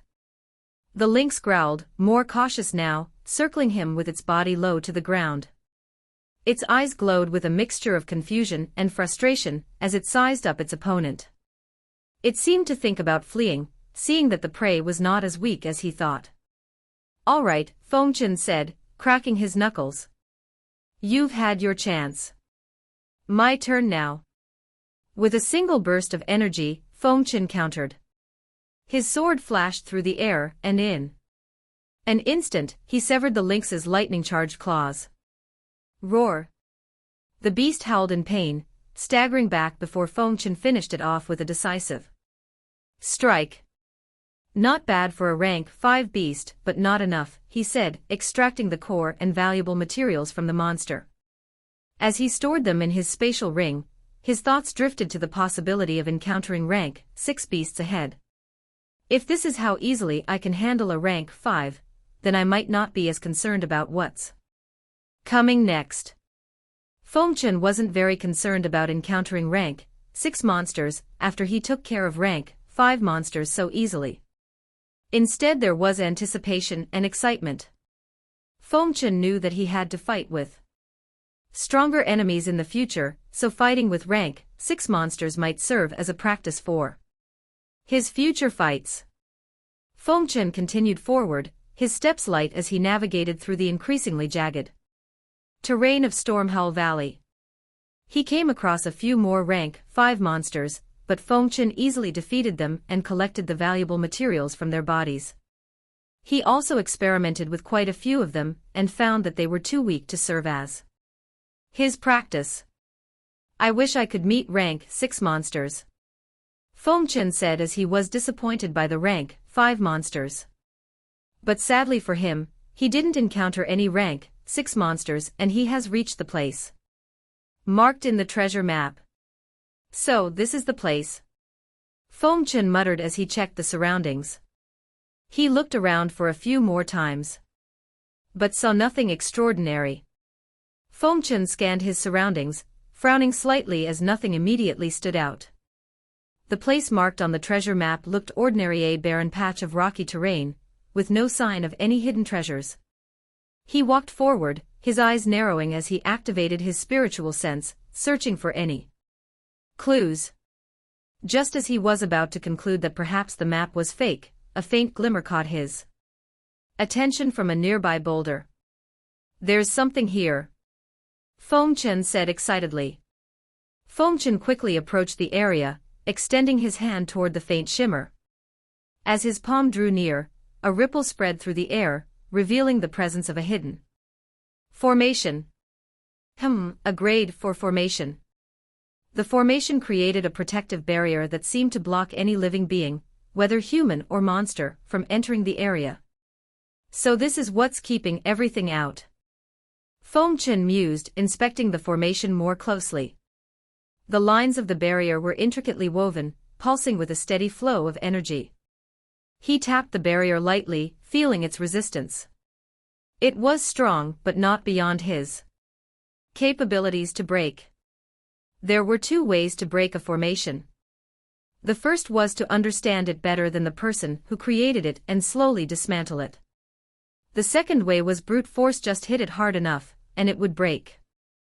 This formation was powerful, a grade 4, and could likely withstand attacks from someone in the three elements divine realm. But luckily, Feng Chen was in the nascent soul realm. He was confident that even if he were still in the three elements divine realm, he could have destroyed it, though there was no way to prove it. Let's see if the system store has any formation master skills. Feng Chen muttered as he quickly checked. Ugh. 70,000 system points for a grade 3 formation master skill. Why not just rob me outright? Frustrated, he stopped browsing the store. If a grade 3 skill cost that much, he was sure a grade 4 formation master skill would be way out of his reach, especially with his current low budget. Forget it. I'll just blast my way through. He channeled his energy into his palm as he prepared to dismantle the formation. Bang! The impact struck the barrier but barely left a mark. Not even a dent, Feng Chen muttered, frowning slightly. Next, he tried using his earth-shattering palm, channeling more power into the attack. Bang! The force hit the barrier with a mighty crash, but it still stood firm, only showing minor ripples. This grade 4 formation is tougher than I thought, Feng Chen said, slightly frustrated.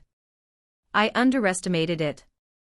With my three elements divine realm cultivation, it might have been impossible to break the formation unless I brought that grade 4 formation master skill. Determined, Feng Chen summoned his sword. He took a deep breath and unleashed a powerful strike. Heavenly Emperor's Sword. The sword slashed through the air, its blade glowing with intense energy. Crack! With a resounding crack, the barrier shattered, revealing the hidden treasure area beyond. Now that's more like it. As the barrier shattered, a wave of energy rippled through the air, and Feng Chen stepped forward into the hidden area.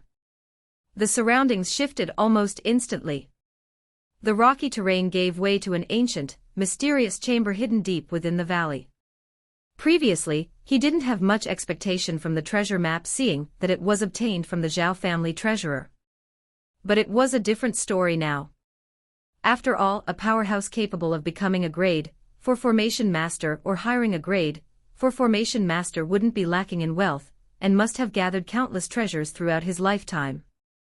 Feng Chen anticipated that the treasure contained within might be something that could even move the top sect and clan of Azure Sky Empire. Feng Chen's eyes brightened as he took in the scene. Such a big chamber. What he initially thought was a small space revealed itself to be vast, filled with countless items once he stepped inside. His heart raced as he realized that the treasure wasn't just one thing, there were multiple items waiting for him. He approached cautiously, making sure there weren't any hidden traps. His spiritual sense swept over the room, confirming that there were no dangers. Satisfied, he reached out and picked up the scroll first. It looks like a martial art technique, he murmured, unrolling it to examine the contents. The script was old and faded. A high-level Earth-grade technique. Not bad, but it is practically useless for me, Feng Chen muttered. It could have been a huge deal for Feng Chen if he had gotten this before they got the system.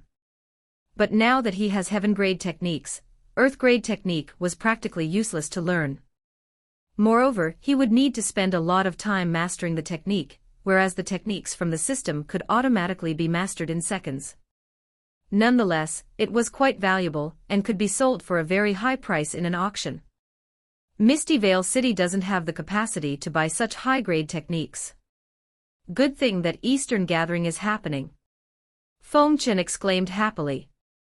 In Misty Vale City, only the major family would have the capacity to buy Earth-grade technique, and that also only has something low-grade. With him eliminating 3 of the 5 major clans, there was only the Wang clan who might be able to afford it, also on the assumption that Wang Yifan is willing to take out all his clan savings. If he tried to sell this technique in Misty Vale City, he was afraid that it would take years before he could find a buyer who could afford it. However, to his fortune, the Eastern Gathering was about to be held. Eastern Gathering not only has the most powerful clan from each city, but they are also the wealthiest. Where else would be more fitting to sell this than at the Eastern Gathering? Those clan leaders would definitely fight hard to obtain this martial art. Feng Chen thought. Although to him and his clan who have heaven-grade techniques, this might be subpar martial art technique, but to others, this could be their life-changing technique, which could advance their clan's strength. For that, they would not be stingy and do everything in their power to obtain it. With so many powerful clans coming, he was sure that this technique could be sold for a very hefty price. Hee hee. There are 2 more scrolls. Feng Chen grinned happily as he looked through them. They were also Earth-grade techniques, just in that they were mid-level. Nice. Feng Chen believed that just those 3 techniques alone would bring him great wealth, making this journey worthwhile. He expected nothing from the treasure map, but ended up with a big surprise. However, this was only the beginning. There were still many more treasures within this place. Next were the shelves lined the walls, filled with books of various sizes, all meticulously organized. He ran his hand over one of the books, unfurling it carefully. Grade 1 Formation Principles. He read aloud, his eyes scanning the detailed drawings and explanations. Each line was precise, and every word was carefully chosen to impart the complexity of formations to its reader. Feng Chen's excitement grew as he moved through the chamber, finding books on formations from grade 1 all the way to grade 4. Some books were old and worn, their paper yellowed with age, while others seemed newer, as if recently copied from older texts. Looks like this chamber indeed belonged to a grade 4 formation master. Feng Chen murmured. Feng Chen immediately stored those books inside his storage ring. He thought that these books might help the juniors in his clan to become formation masters. Formation masters keep their knowledge highly secretive, making it very difficult to obtain their knowledge. Hence, one of the reasons why Feng Clan didn't have even one formation master. Of course, even with knowledge, it is said to be extremely hard to become one. However, without any information, it would be impossible to trend on the path of becoming one. Thankfully, Feng Chen had finally obtained the knowledge of the grade 4 formation master. This could help those clan members who might want to be formation master. Feng Chen continued.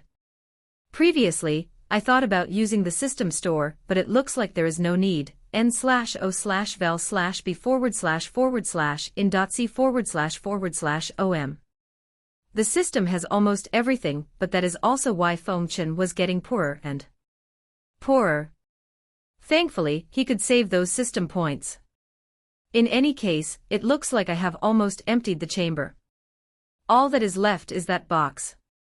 Feng Chen also had the highest expectation of the box, as it was the only object that was particularly stored well. From just this alone, he could tell that it would be extremely valuable. Clank. With steady hands, Feng Chen opened the box, revealing a single book bound in deep blue leather. Grade 5 Formation, the Heavenly Shield Array, Feng Chen whispered, his voice filled with awe. This was an incredibly rare find. Books on grade 5 formations were nearly impossible to come by, at least in Azure Sky Empire. He has heard about grade 4 formation master, but there was no news about any grade 5 formation master in Azure Sky Empire. It could be that there is none, or that the grade 5 formation master is not showing himself. Though Feng Chen was more certain about the former than the latter. Why would someone so powerful choose to hide instead of basking in fame and wealth? There weren't any grade 5 formations in the Azure Sky Empire, let alone a grade 5 formation master, at least to Feng Chen's knowledge. This is priceless. Feng Chen muttered excitedly. Unlike the previous techniques, this thing could attract the attention of every powerhouse of the Azure Sky Empire. Even those clans and sects without a formation master would be greedy to buy this thing. Why, one might ask? Why would someone who isn't even a formation master want a book about formation? Because something so coveted by a grade 4 formation master could easily be used as a bribe to gain their allegiance. Grade 4 formation masters have everything they could want, and are said to be beyond the need to pledge allegiance to any particular sect or clan. However, that could change if one were to offer information about grade 5 formation. Who would want to miss the chance to become Azure Sky Empire's first grade 5 formation master? Feng Chen didn't know what to do with this for now. However, he knew that this would come in handy in the future. Feng Chen carefully stored the grade 5 formation book in his storage ring, his mind racing with the potential this discovery held. This single book could shift the balance of power in the Azure Sky Empire, a fact that wasn't lost on him. For now, it was better to keep its existence a secret. He would reveal it when the time was right. With this, the Feng clan's future is even more secure, he thought, his lips curling into a satisfied smile. He got more than what he expected, and was in a very good mood. If his every trip was as fruitful as this one, he reckoned that he would soon become the richest person in the Azure Sky Empire. Although he knew that it was impossible, as his previous travel was never as rewarding as this 1. Most treasure maps that he got were either a fraud or his treasure had already been taken by some lucky guy. Even if there was a treasure, it was never as valuable as this one. Feng Chen stood in the now empty chamber. The once congested chamber was emptied by Feng Chen in minutes. His gaze lingered on the empty space as he was in deep thought. A rare moment of reflection washed over him. The owner, a formidable grade 4 formation master, had no doubt invested their entire life in accumulating such wealth and knowledge. In a way, Feng Chen had inherited not only the treasures, but also the legacy of a master who had guarded these secrets. He bowed slightly toward the chamber's entrance, a sign of respect. To the one who left this behind, I thank you. Your knowledge will be put to good use. Your legacy will not fade into obscurity. He didn't know whether the owner was alive or dead, but judging by the fact that the place was untouched for thousands of years, he concluded that the owner was most likely dead. And the place that he robbed? Ahem. The place that he inherited was most likely a grade 4 formation master's place where he stored all his knowledge. In a way, those who will inherit all this treasure could also be called his successor. Feng Chen mused that if any member of his clan became a formation master, he would bring them to this place to pay respects to the one whose knowledge helped them achieve it. Although he didn't know about the grudge, Feng Chen was a person who never forgot a person who did him a favor, whether dead or alive. As he rose, Feng Chen's eyes caught sight of something engraved on the wall near the entrance. It was a name faint but legible, etched into the stone. He squinted, reading it aloud. Tianrong. Feng Chen assumed that this was the name of the owner and tried to remember anyone with this name. Never heard of him. Feng Chen thought for a moment but couldn't remember anyone with this name. If the grade 4 formation master was still alive, this name would have rang a bell, but there was none. Feng Chen then confirmed that the owner was indeed dead, and might have been active thousands of years ago. Otherwise, with how powerful and rare the grade 4 formation master was, Feng Chen would have known about Tianrong. Moreover, there was no Tian family, at least not any powerful family who claimed to have grade 4 formation master ancestors. Which concludes that Tianrong didn't have a family, or his family might have been dead as well. If he did, those treasures wouldn't be hidden in such a place, and would have definitely been with his family. A fleeting smile touched his lips as he reflected on the significance of that. Even someone as powerful as a grade 4 formation master, in the end, ends up forgotten if they have no one to carry their name forward. The thought deepened his sense of purpose. Feng Chen knew that no matter how much power or knowledge one amassed, it all meant little if there was no family, no legacy to remember you.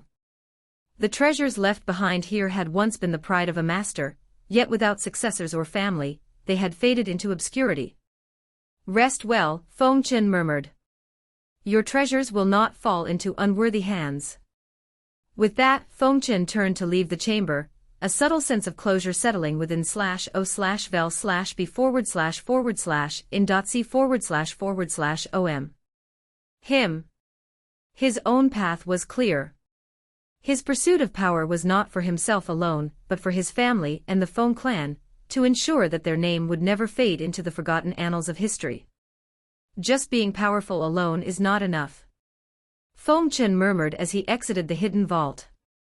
I will not walk the lonely path.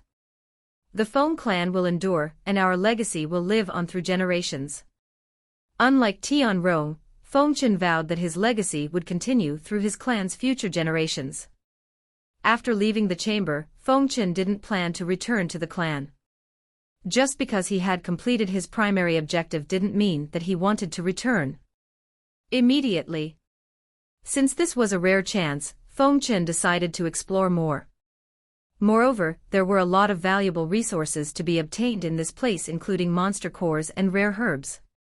In fact, Feng Chen has already gotten a lot of herbs ranging from grade 1 to grade 4.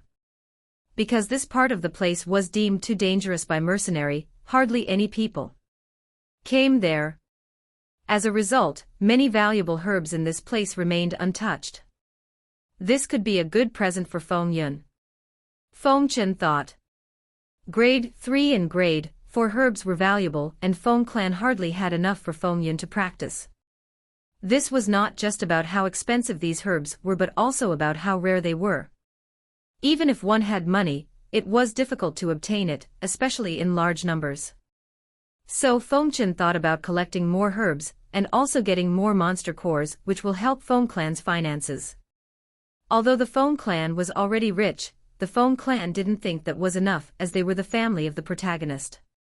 In every story, the clan of the protagonist always faces many problems and powerful enemies. So, if he wanted to keep his family safe, Feng Chen didn't have any other option than to make them grow stronger. For that, he needed a lot of resources. Feng Chen remained for a few more days, gathering numerous herbs and monster cores from the surrounding area. Although he met rank 5 monsters, he has still yet to meet with rank 6 monsters. TSK. I expected to encounter at least one rank 6 monster by now, but it seems luck isn't on my side. Feng Chen said as he felt unlucky. If someone knew what Feng Chen was thinking, then they might think that he had gone crazy. One would call Feng Chen super lucky for not encountering any rank 6 monster, but here he was cursing and blaming his luck for not meeting one. Let's hope that other areas of Stormhowl won't disappoint me, Feng Chen said as he began to move towards the west. This is the next area besides the one Feng Chen already was that was deemed dangerous. Feng Chen knew that the area labeled as dangerous had fewer mercenaries exploring the palace, which translated to more treasure. As for the danger, Feng Chen was cursing his luck for not encountering any rank 6 monsters. The danger that everyone is afraid of is the one he is actively seeking. So why would he avoid it? Feng Chen headed west at a relaxed pace. He wasn't in a hurry and took time to enjoy the view, easily defeating any monsters that tried to attack him along the way. The place was different from the treasure area, as he could occasionally see some mercenaries here and there. Most of them were in the Grand Qi condensation realm, and some were in the core formation stage. They seemed to have strength similar to Kong Wei's team. Even though the area was dangerous, the chances of running into a rank 5 monster were very low. On the other hand, there were a lot of precious herbs that could be found in such an area compared to others where there are many competitors. Because of this, people with higher cultivation levels often chose to explore this area. Of course, there was also no rank 6 monster in that part of the area. Otherwise, those mercenaries would never in a million years dare to come to this part of the area. You could escape from a rank 5 monster if you had enough skill. But facing a rank 6 monster was certain death unless you were in the nascent soul realm. That's why there was no mercenary willing to go near the treasure area, whereas the west of Stormhowl Valley was indeed dangerous, but there was no rank 6 beast. In any case, Feng Chen wasn't very interested in exploring the area which was already explored by other mercenaries. He decided to venture deeper. Naturally, those areas were the unexplored parts of Stormhowl, which was considered far too dangerous for mercenaries. No one had ever dared venture further than this. Those areas were known as Forbidden Zones, since it was extremely dangerous, and was home to many rank 6 beasts. Since the mercenaries' cultivation was only up to the Grand Qi Condensation realm, there was no way for them to explore the deeper part of Stormhowl Valley. And of course, for Feng Chen, those were rather sweet conditions for him to explore rather than retreat. As Feng Chen ventured further into the unexplored region, he found no signs of human presence or any indication that anyone had been there before. It was indeed a place that no mercenaries dared to go in. However, after another hour of walking, Feng Chen felt something was weird. Strange. There is no beast. Feng Chen muttered. He could understand if he hadn't encountered any humans, as this was a forbidden area, but couldn't understand why he hadn't encountered monsters either. However, this just made things interesting for Feng Chen, and he decided to venture further into the area. It didn't take long for him to find the answer. His eyes narrowed as he approached a secluded valley. There, nestled among jagged rocks and trees, a faint glow caught his attention. Feng Chen's lips curled into a smirk, his heartbeat quickening as he caught sight of spiritual herbs. He recognized it instantly. The jade seraphim root. He whispered under his breath, barely able to contain his excitement. A rare herb of grade 6 is said to strengthen one's physique to a level comparable to those born with extraordinary physiques. It could turn a mediocre cultivator into a genius overnight.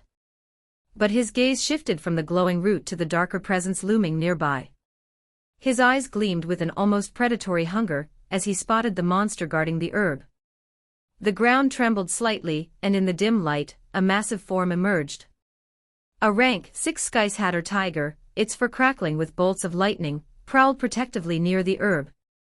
Its piercing yellow eyes locked onto Feng Chen. It seems like the Sky's Hatter tiger has already sensed Feng Chen's presence since it entered its territory.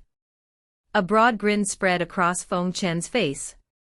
Finally, he said, almost laughing. I searched for quite a long time for you. While most would have been intimidated by the sheer presence of the rank 6 beast, Feng Chen's blood surged with excitement. The herb was valuable, no doubt, but the real treasure was standing right before him, a rank 6 monster. Feng Chen then understood why he didn't encounter any monsters. It was because they were aware that this was Sky's Hatter tiger's territory. Feng Chen cracked his knuckles, feeling the surge of his own qi as he stepped forward. You and I, he murmured to the beast, are going to have some fun. Roar. Sky's Hatter tiger roared angrily at Feng Chen. It might have been that it was offended by Feng Chen, who entered its territory, and was fearlessly heading towards him, which might have been taken as an act of provocation. The Sky's Hatter tiger's growl shook the valley, its muscles tensing as sparks of electricity danced along its body. Without hesitation, it lunged at Feng Chen with blinding speed, claws tearing through the air. Ghostly shadow mirage. Feng Chen easily sidestepped the Sky's Hatter tiger's strike, his figure blurring as the beast's claws tore through the illusion he left behind. His ghostly shadow mirage technique allowed him to move like a phantom, leaving afterimages in his wake. The Sky's Hatter tiger landed where Feng Chen had just been, snarling as it realized it had struck only air. Electricity sparked along its fur, the air around it crackling with energy. Its sharp eyes locked onto Feng Chen once more, fury was evident in its gaze. Feng Chen stood a few feet away, his expression calm and composed. He raised his hand, gesturing for the Sky's Hatter tiger to come at him again. Is that all you've got? He taunted, his voice light, almost playful. Roar. The Sky Hatter tiger roared again, this time with even more rage. It launched itself toward Feng Chen with even greater speed, bolts of lightning shooting from its body and searing the ground in its wake. Feng Chen's body flickered once more as he narrowly dodged the attack, the Sky Hatter tiger's claws slicing through another afterimage. His movements were fluid, each step calculated and precise. The storm howl tiger growled in frustration, shaking off the dust as it glared at Feng Chen. Its yellow eyes flickered with lightning, showing its determination to continue the fight. It wasn't going to let its territory, or the Jade Seraphim route go without a serious battle. Of course, he wouldn't know that Feng Chen was more interested in fighting him than those things. Feng Chen, still calm, could sense the beast's power growing with each second. He knew that killing rank 6 monsters wouldn't be as easy as rank 5. Although Feng Chen was provoking the Sky Hatter tiger, he was barely keeping up with its speed. The only reason why Feng Chen was able to dodge the Sky Hatter tiger's attack was because Feng Chen could anticipate his attack. Otherwise, if they were to compare their speed, Sky Hatter tiger was definitely faster than Feng Chen. The Sky Hatter tiger circled him, its muscles coiling as it prepared another attack. Then, with a blinding flash, it shot forward again, faster and more unpredictable than before. Feng Chen barely had time to react as the Sky Hatter tiger's claws slashed across his chest, drawing blood. Not bad, Feng Chen muttered, wiping away the blood from the shallow wound. This was the first time he had been injured unintentionally since he entered Stormhowl Valley. Of course, because of the mid-level Saint-grade body refinement technique, Saintly Thunder Body, his body was tougher, and what could have been a fatal attack was just a shallow attack on Feng Chen. Nonetheless, he was able to verify that rank 6 monsters was indeed much stronger than rank 5, and had the potential to even kill him. However, instead of cowering in fear, Feng Chen's eyes lit up with excitement. You've got some fight in you. The tiger didn't wait for his response, lunging again with its fangs bared, electricity arcing through the air. Feng Chen dodged to the side, but this time the beast was ready, twisting its body mid-air and striking Feng Chen with a powerful tail swipe. The impact sent Feng Chen skidding across the ground, his feet digging into the earth to slow himself. He chuckled, more amused than hurt. The tiger wasn't just powerful, it was clever too. This fight was turning out to be much more fun than he expected. You're stronger than I thought, Feng Chen said, his chi surging as he steadied himself. Until now, Feng Chen had been on the defensive because he wasn't sure of the Sky Hatter tiger's full capabilities. But after fighting it for a while, he now felt confident that he could defeat the beast. Roar. The Sky Hatter tiger roared again, charging at him, bolts of lightning dancing across its fur as it unleashed its full power. Crack! Crack! The ground trembled with each step as the air crackled with lightning. Feng Chen knew this attack would be devastating if it connected. Feng Chen's chi flared, and in a flash, he gathered his strength, unleashing a powerful palm strike. Earth-shattering palm. The air rippled as the two forces collided. Feng Chen's strike against the Sky Hatter tiger's lightning-charged claws. The explosion of power sent shockwaves through the valley, tearing up the earth beneath them. Dust and debris filled the air, obscuring the view for a moment. Feng Chen stood firm, his feet planted as the force of his attack clashed against the beast. For a second, it seemed like he had overpowered the Sky Hatter tiger. But then, through the clearing dust, Feng Chen realized something was off. He didn't feel then /o/vel/b/in.c//om resistance he expected from the Sky Hatter tiger. As the air cleared, Feng Chen's eyes widened. The Sky Hatter tiger had vanished. Ha! Feng Chen was surprised at the disappearance of the Sky Hatter tiger. He had never thought that the Sky Hatter tiger would run away like this. With its speed, it was indeed impossible for Feng Chen to catch up to Sky's Hatter Tiger. Moreover, Feng Chen has no idea where it has run off to. It seemed that Feng Chen wasn't the only one assessing his opponent during this battle. Sky's Hatter Tiger must have also been assessing Feng Chen's strength, and concluded that he couldn't beat him, and decided to escape, which was indeed a smart move. Feng Chen couldn't help but respect the Sky's Hatter Tiger's decision. It was no coward, it simply recognized his enemy, and chose the best option. Feng Chen might also have done the same thing. Compared to one's life, what was a herb worth? Of course, Sky's Hatter Tiger's escape was also due to Feng Chen's negligence. He never considered the monster to flee, and also used such powerful attacks as a distraction. In any case, this was the first time Feng Chen fought a rank 6 monster, and he was able to get a lot of experience out of it. So, even though the Sky's Hatter Tiger escaped, Feng Chen didn't suffer much loss. He would be much more prepared the next time he fights another rank 6 monster. He glanced back at the jade seraphim root, still glowing softly amidst the rocks. Carefully, he retrieved it and stored it away. While it was a shame he couldn't get a rank 6 monster body, at least he had the jade seraphim root. For the next few days, Feng Chen continued to venture deeper into the unexplored parts of Stormhull Valley. Each day he encountered various rank 5 monsters, but none were able to pose much of a challenge. There were also rank 6 monsters that occasionally fell to Feng Chen's attacks, though some managed to evade his grasp. It didn't take long for the news to spread among the beasts about the human, who was going on a killing spree in their territory. A rank 6 bloodfang wolf sprinted through the valley, its breath labored as it dashed past a group of stunned wind eagles. Run! It's not safe anymore. The wolf howled. A nearby rank 6 stoneback bear, confused, raised its head. What? What happened? A demon. A demon has entered the valley. He's been slaying anything that crosses his path.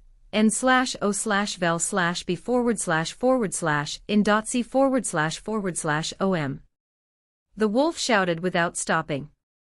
Although he was a proud rank 6 monster who ruled over his territory, there was no trace of that dignity at this moment.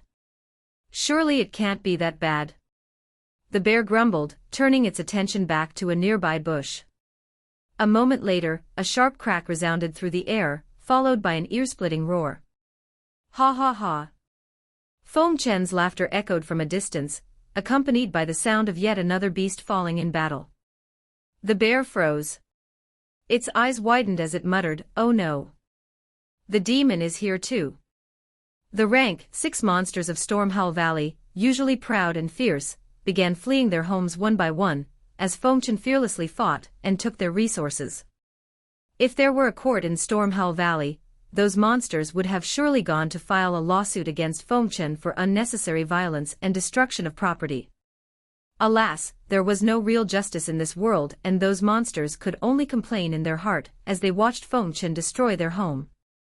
Days passed and Feng Chen remained oblivious to the chaos he had caused among the monsters. For him, it was just routine training and fun, but for the creatures of Stormhull, it was like a nightmare they couldn't escape. Finally, after several days, Feng Chen decided to return home, feeling satisfied with his progress. He also collected a lot of valuable material from monsters and collected precious herbs. As he left, a rank 6 shadow panther cautiously emerged from the shadows, watching him disappear over the horizon.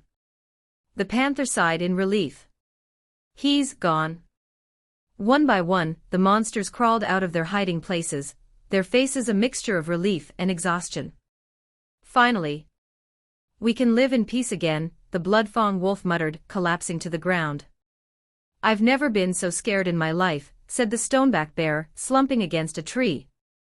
As the beasts slowly reclaimed their territory, one of the wind eagles hovered above, scanning the area before shouting down. It's all clear. The demon has left. A collective cheer of relief swept through the monsters. For them, it was as if a great calamity had passed. The usually arrogant and fearless rank 6 monsters had been hiding and relentlessly chased by Feng Chen day and night. Only now, with his departure, could they finally relax and reclaim their pride as rank 6 monsters. The valley was theirs once more at least until Feng Chen decided to return. I made a lot of profit coming to Stormhowl Valley. On the other hand, Feng Chen without any guilt was excited thinking about the resources he got from Stormhowl Valley. Not to mention the treasures from Grade 4 Formation Master, the amount of precious herbs the collected would already make this trip a very profitable one. He was also able to fully use his nascent soul realm power freely and gauge his own power. He could safely say that he has become 10 times stronger since before he got the system. With the advancement to nascent soul realm, and having learned mid-level saint grade body refinement technique, Saintly Thunder Body, he felt that unless his opponent is spirit severing stage, he couldn't be killed. Of course, that is on the basis that his opponent isn't someone like a heavenly son or daughter with mastery of saint grade technique. In any case, these few days were enough for him to know about his own strength, and he was confident about how much power to use when dealing with his opponent. However, there was some regret in his eyes because, for the last few days, he barely encountered any rank 6 monsters. However, he couldn't stay for much longer as he didn't feel safe leaving his clan unattended for very long. Who knows what kind of trouble his clan might be in since his younger brother has a protagonist template. The good thing was that the token he gave to Elder We hadn't been broken, which shows that there wasn't any trouble at the moment. And there was also an Eastern gathering which was happening soon. For that, he needed to prepare a lot of things, and his presence was required in the clan. After several hours of running, Feng Chen was already on the verge of reaching the Thundercrest outpost. Help! Somebody help us! As Feng Chen neared the Thundercrest outpost, the distant cries for help snapped him out of his thoughts. This again? Feng Chen frowned thinking it might be the same trap as before but then detected many people getting attacked. Unlike the previous trap where the woman was the only one getting attacked and begging for help, this one seemed genuine. In any case, Feng Chen was going there to know whether the scream for help was genuine or a trap. Even if it was a trap, hardly anyone could kill him. So there was not much he needed to think about when taking care of such a problem. In a matter of seconds, Feng Chen reached before the people screaming for help, and was surprised to find that they were someone that he knew. Kong Wei. Kong Wei and his group were the ones who were in trouble, and the cause of their situation was the group of monsters led by a rank 4 monster. F***K. Kong Wei cursed. He and his group were just returning from a successful hunt when they were ambushed by a group of monsters. Under normal circumstances, they could have handled such a group, but they were currently exhausted from their previous battle, and were in no condition to resist a group of monsters led by a rank 4 monster. Captain, you should run. One of the mercenaries said. Among them, Captain Kong Wei was the strongest and knew that he could escape successfully. Idiot. I am not going to abandon my companion. Moreover, it is not known whether we would lose or not. Kong Wei replied. Running away alone and leaving his companion behind was one thing that he would never do. At the moment, they are safe because he has been fighting with the rank 4 monster. If he runs away, then it is just a matter of seconds before his companions are killed by the monsters. He gritted his teeth and continued to fight, hoping that somebody would come to rescue them. The chaotic scene unfolded with increasing tension. The young man and the wiry woman, both clearly out of their depth, were on the verge of being overwhelmed. The young man, barely out of his teens, struggled against a pair of rank 3 thornback spiders. His sword slashed wildly, but his movements were sluggish from exhaustion and fear. Beside him, the wiry woman swung a spear in a desperate attempt to ward off the attackers, but the spider's relentless assault was pushing her back. Their plight became even more critical as the nightcrawler serpent, sleek and venomous, closed in on them with predatory grace. The serpent's forked tongue flicked out, sensing the imminent taste of victory. The woman's spear was nearly shattered from a particularly vicious bite of a spider, and the young man's sword was growing heavier in his hands. Amidst the growing desperation, Kong Wei engaged in his own battle with the rank, for Rockscale Bayazard, was barely able to turn his head towards the plight of the young man and woman. His voice rang out with urgency and frustration. Bao Mei. Xian Chen. Hold on. I'm coming. Kong Wei's shouts were barely audible over the roar of the lizard and the clash of weapons. He was locked in a fierce struggle, unable to break away to aid the duo who were now clearly in their final moments of struggle. The rank 3 monsters closed in, their fangs and claws poised to deliver the final blows. Bao Mei's spear snapped as she took a vicious bite from a spider, and Xian Chen's sword fell from his hand, his strength finally giving out as the serpent prepared to strike. Just as the situation seemed hopeless, a slash appeared out of nowhere, taking both the lives of rank 3 monsters. Kong Wei's eyes widened with a mix of hope and relief at the sudden appearance of the helper. You are. Kong Wei seemed to have noticed Feng Chen, and felt that he had seen him somewhere. You are that nobleman. Bao Mei interrupted with a surprise on her face. Why are you still here? Bao Mei asked confusedly. It had been many days since their initial encounter, and by now, she has assumed that Feng Chen must have returned to his home. Who would have thought that Feng Chen was staying at rank 6 monster territory alone for so many days? Let's talk later, Feng Chen said as he focused on the monsters who were still alive. Of course, at his current strength, those monsters were not able to resist at all, and under 3 moves, all the monsters in the vicinity had been killed by him. As expected of the person called Demon by rank 6 monsters. Kong Wei and others just watched the scene with their jaw hanging on their face. The monster that they could barely resist was wiped out in a few seconds. This display of power was enough for them to guess that Feng Chen was in the 3 elements divine realm or higher. Indeed, a powerful nobleman. Feng Chen wiped his blade clean with a casual flick, his expression calmed as if the battle had never occurred. For current Feng Chen, rank for monsters and below weren't any different from ants that he could kill at his will. Kong Wei and his group stood frozen in shock, their exhaustion momentarily forgotten as they stared at Feng Chen in awe. Good thing I was previously polite with the senior, otherwise. Kong Wei secretly praises his past self for not acting arrogantly in front of Feng Chen, and for helping him out. Indeed, being humble can save you from death. Otherwise, he couldn't imagine his fate had he antagonized Feng Chen at the tavern. Many thanks for saving my life, senior, Kong Wei said, clasping his hands in respect. Although Feng Chen looked younger than himself, Kong Wei assumed that Feng Chen had used certain techniques to maintain his youthful appearance. Otherwise, there was simply no other way to explain the immense power wielded by someone so young. Kong Wei, you should have been more careful. How can you get yourself in such danger?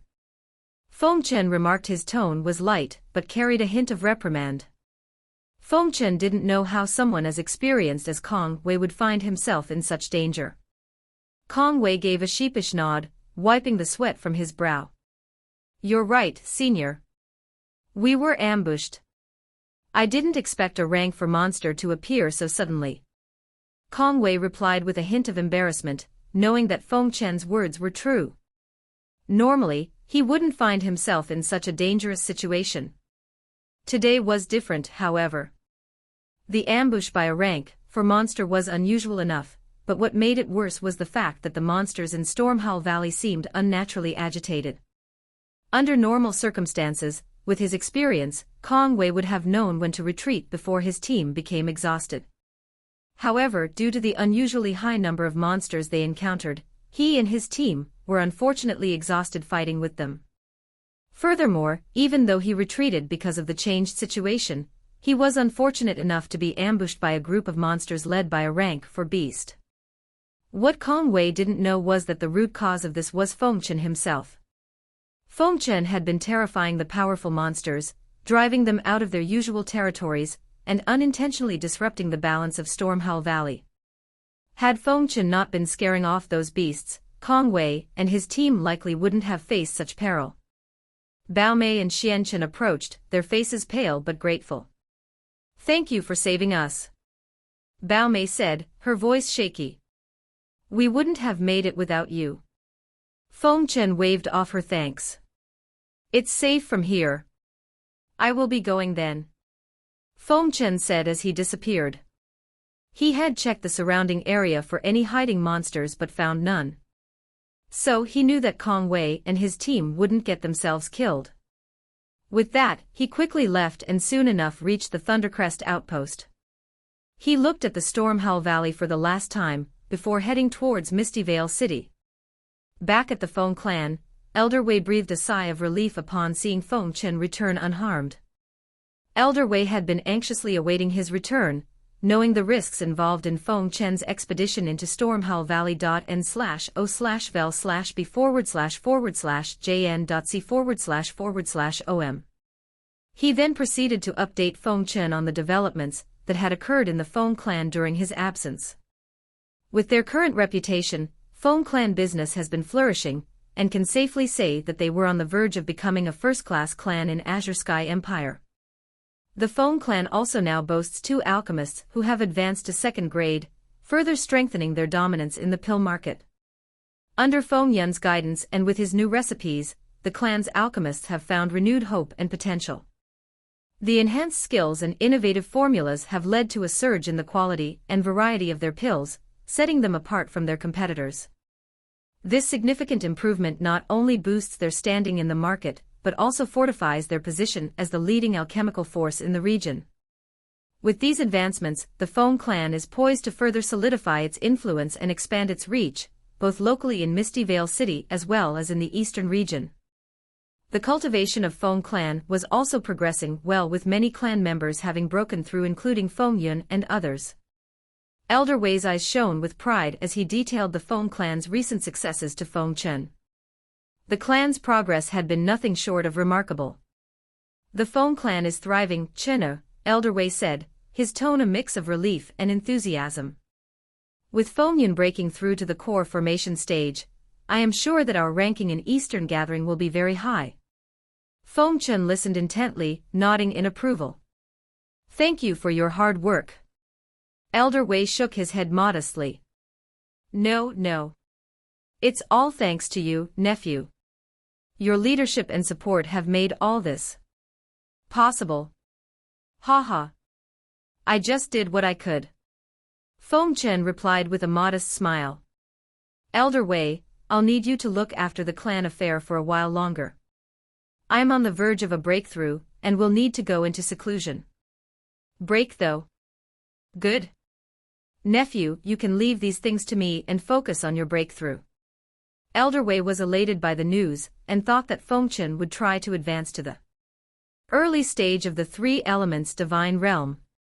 In reality, Feng Chen was going to attempt to break through to the early stage of the nascent soul realm. The higher one's cultivation, the longer it typically takes to break through to the next realm. Yet, looking at Feng Chen, no one would have guessed that he was about to advance to the early stage of nascent soul realm in less than a year. That would be considered quick even for those in the Grand Qi condensation realm. In any case, Elder Wei was pleased with the news and didn't mind taking on the extra responsibility for Feng Chen and Feng Clan's sake. He hoped that Feng Chen could achieve his breakthrough before the Eastern Gathering, as it would significantly boost their clan's ranking. Several days have passed since Feng Chen returned to the Feng Clan. There weren't many changes, and the Feng Clan was still thriving, with their influence increasing. On a side note, Feng Chen had instructed Elder Wei to build a place to train the Formation Master, and give all the Grade 1 Formation book to Elder Wei. After that, Feng Chen secluded himself in his room for several weeks without stepping outside. During this time, he focused on consolidating his cultivation in preparation for a breakthrough. Unlike the advancement of the major realm, the advancement of the minor realm wasn't particularly difficult. Moreover, he also has the help of Heavenly Veil formation, which increased his cultivation speed by at least 50%. Therefore, the probability of failure was very low, and Feng Chen was certain about his breakthrough. As the days passed, he immersed himself deeper into his meditative state, feeling the flow of qi around him. He could sense the energy building within, swirling in harmony with the heavenly veil formation's influence. Each cycle of breath drew him closer to the threshold he sought to cross. It's time, Feng Chen said, sensing that his cultivation was finally on the verge of breaking through. A powerful vortex of qi swirled around him, drawn from the air and his surroundings, flooding his meridians and expanding his dantian. His breathing grew slow and deep as he cycled the energy, bringing it to the peak. Then, with a final controlled breath, he pushed. Boom! A muffled explosion echoed within his body as his qi surged, breaking past the barrier that had restrained him for weeks. The entire room trembled as his aura burst out, filling the air with overwhelming power. It radiated with strength, his presence now commanding and profound. Good thing that there was heavenly veil formation which concealed all the qi inside, otherwise, this breakthrough would have alerted many powerful people. Although he has eliminated all the enemies inside Misty Veil City, he has also made new ones. Who knows whether they are secretly spying on him or not? If Mystic Flame Sect, Spirit Wind Palace, or the Third Prince knew about his real realm, then it would bring a lot of headaches. Although he wasn't sure what the Third Prince would do, Spirit Wind Palace and Mystic Flame Sect were sure to send their powerful men to eliminate him, considering that he could be a threat to their sect. At the moment, they considered him as a weakling that they could eliminate whenever they wanted. Which is one of the reasons why they hadn't attacked him even after he had killed their elders. Of course, another reason was that his action was justified, and if those two sects retaliated, then their reputation would likely be tarnished, and they might also find themselves in trouble with the imperial family.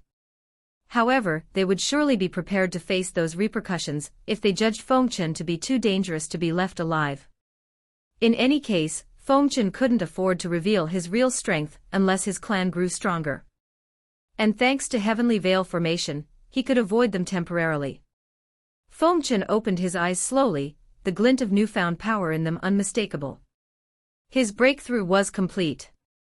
The differences weren't as big as when he broke through from the three elements divine realm to the nascent soul realm. But still, it was an increase in his strength. System, display my status. Host info. Host, Feng Chen. Age, 30. Cultivation, nascent soul realm, early. Martial arts, Heavenly Emperor's Sword, high-level heaven grade, mid-level heaven grade defense technique, mysterious heaven iron wall, and mid-level heaven grade movement technique, ghostly shadow mirage, earth-shattering palm, mid-level earth grade, mid-level saint grade body refinement technique, saintly thunder body, iron fist technique, mid-level mortal grade, light sword technique, high-level mortal grade. System points, 50,000. Feng Chen looked at his information with information, although the system points made his heart bleed. Eastern Gathering. Shouldn't be a problem, Feng Chen said confidently. Indeed, with his cultivation and his arsenal of heaven-grade techniques, a small event such as Eastern Gathering wasn't much of a problem. He was confident that he could single-handedly take care of all the patriarchs that were coming to the Eastern Gathering using just his 50% or less power. Moreover, activate Eyes of Insight. Feng Chen activated his Eyes of Insight to look at the people who were chosen for the Eastern Gathering. Name, Feng Xiaoyu. Cultivation level, initial core formation stage. Talent, above average talent. Physique, none. Name, Feng Liang. Cultivation level, initial core formation stage. Talent, above average talent. Physique, none. Name, Feng Jianhong. Cultivation level, initial core formation stage. Talent, ordinary talent. Physique, none. Name, Feng Mei. Cultivation level, early core formation stage. Talent, exceptional. Physique, Jade Phoenix, unawakened. The clan members who would be participating in the upcoming Eastern Gathering were the same as the ones who participated in the annual Genius competition. Although other clan members were also putting in effort to be selected, 4 of them were working significantly harder, making it hard for others to catch up to them. They had also managed to break through to the core formation stage, which gave them the edge against others who had yet to do so. Reaching the core formation stage before turning 20 would definitely be hailed as a genius even by those first-rated sect. Of course, they couldn't be compared to Ling Meiyu, who is already in Grand Qi condensation realm at age 17. But compared to other geniuses of the top sect, they could also be considered exceptional. Moreover, they've only had access to abundant resources in recent months. If they had been given the same resources from childhood, they might have also reached the Grand Qi condensation realm. Of course, it would have been difficult to reach the Grand Qi condensation realm at age 17 like Ling Meiyu, but definitely before age 20. Moreover, with the astral training pavilion, their combat power was definitely higher than their peers.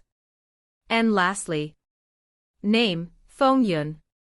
Cultivation level, early core formation stage. Talent, heavenly pride. Physique, true dragon body, unawakened. One could say that Feng Yun was truly the protagonist of this world. His physique, equal to or perhaps even surpassing that of the Jade Phoenix, though unawakened, combined with his unparalleled cultivation talent, set him apart from all others. As for why his cultivation was the same as Feng Mei's despite having greater cultivation talent, Feng Chen guessed that it might have to do with the soul in his ring. Perhaps the soul was still absorbing Feng Yun's qi in order to sustain its life, which is why Feng Yun's cultivation speed wasn't very different compared to Feng Mei. Of course, this was all just Feng Chen's assumption, though he believed his guess to be quite accurate. However, Feng Chen didn't believe Feng Yun was losing out, as he could get the support of that powerful soul. For one, without that soul, Feng Chen didn't think that Feng Yun would be able to become a second-grade alchemist in a few months. Even if one was talented, without the guidance of a high-grade alchemist, one would struggle to advance in the field of alchemist. Secondly, without second-grade alchemist recipe, it would be impossible for one to create Rank 2 pills. Apart from them, Feng Chen has seen Feng Yun practice techniques that aren't from the Feng Clan, which are most likely been taught by that soul. Moreover, in critical situations, that soul could save Feng Yun's life. So, overall, trading for those things for his cultivation speed wasn't a bad trade-off.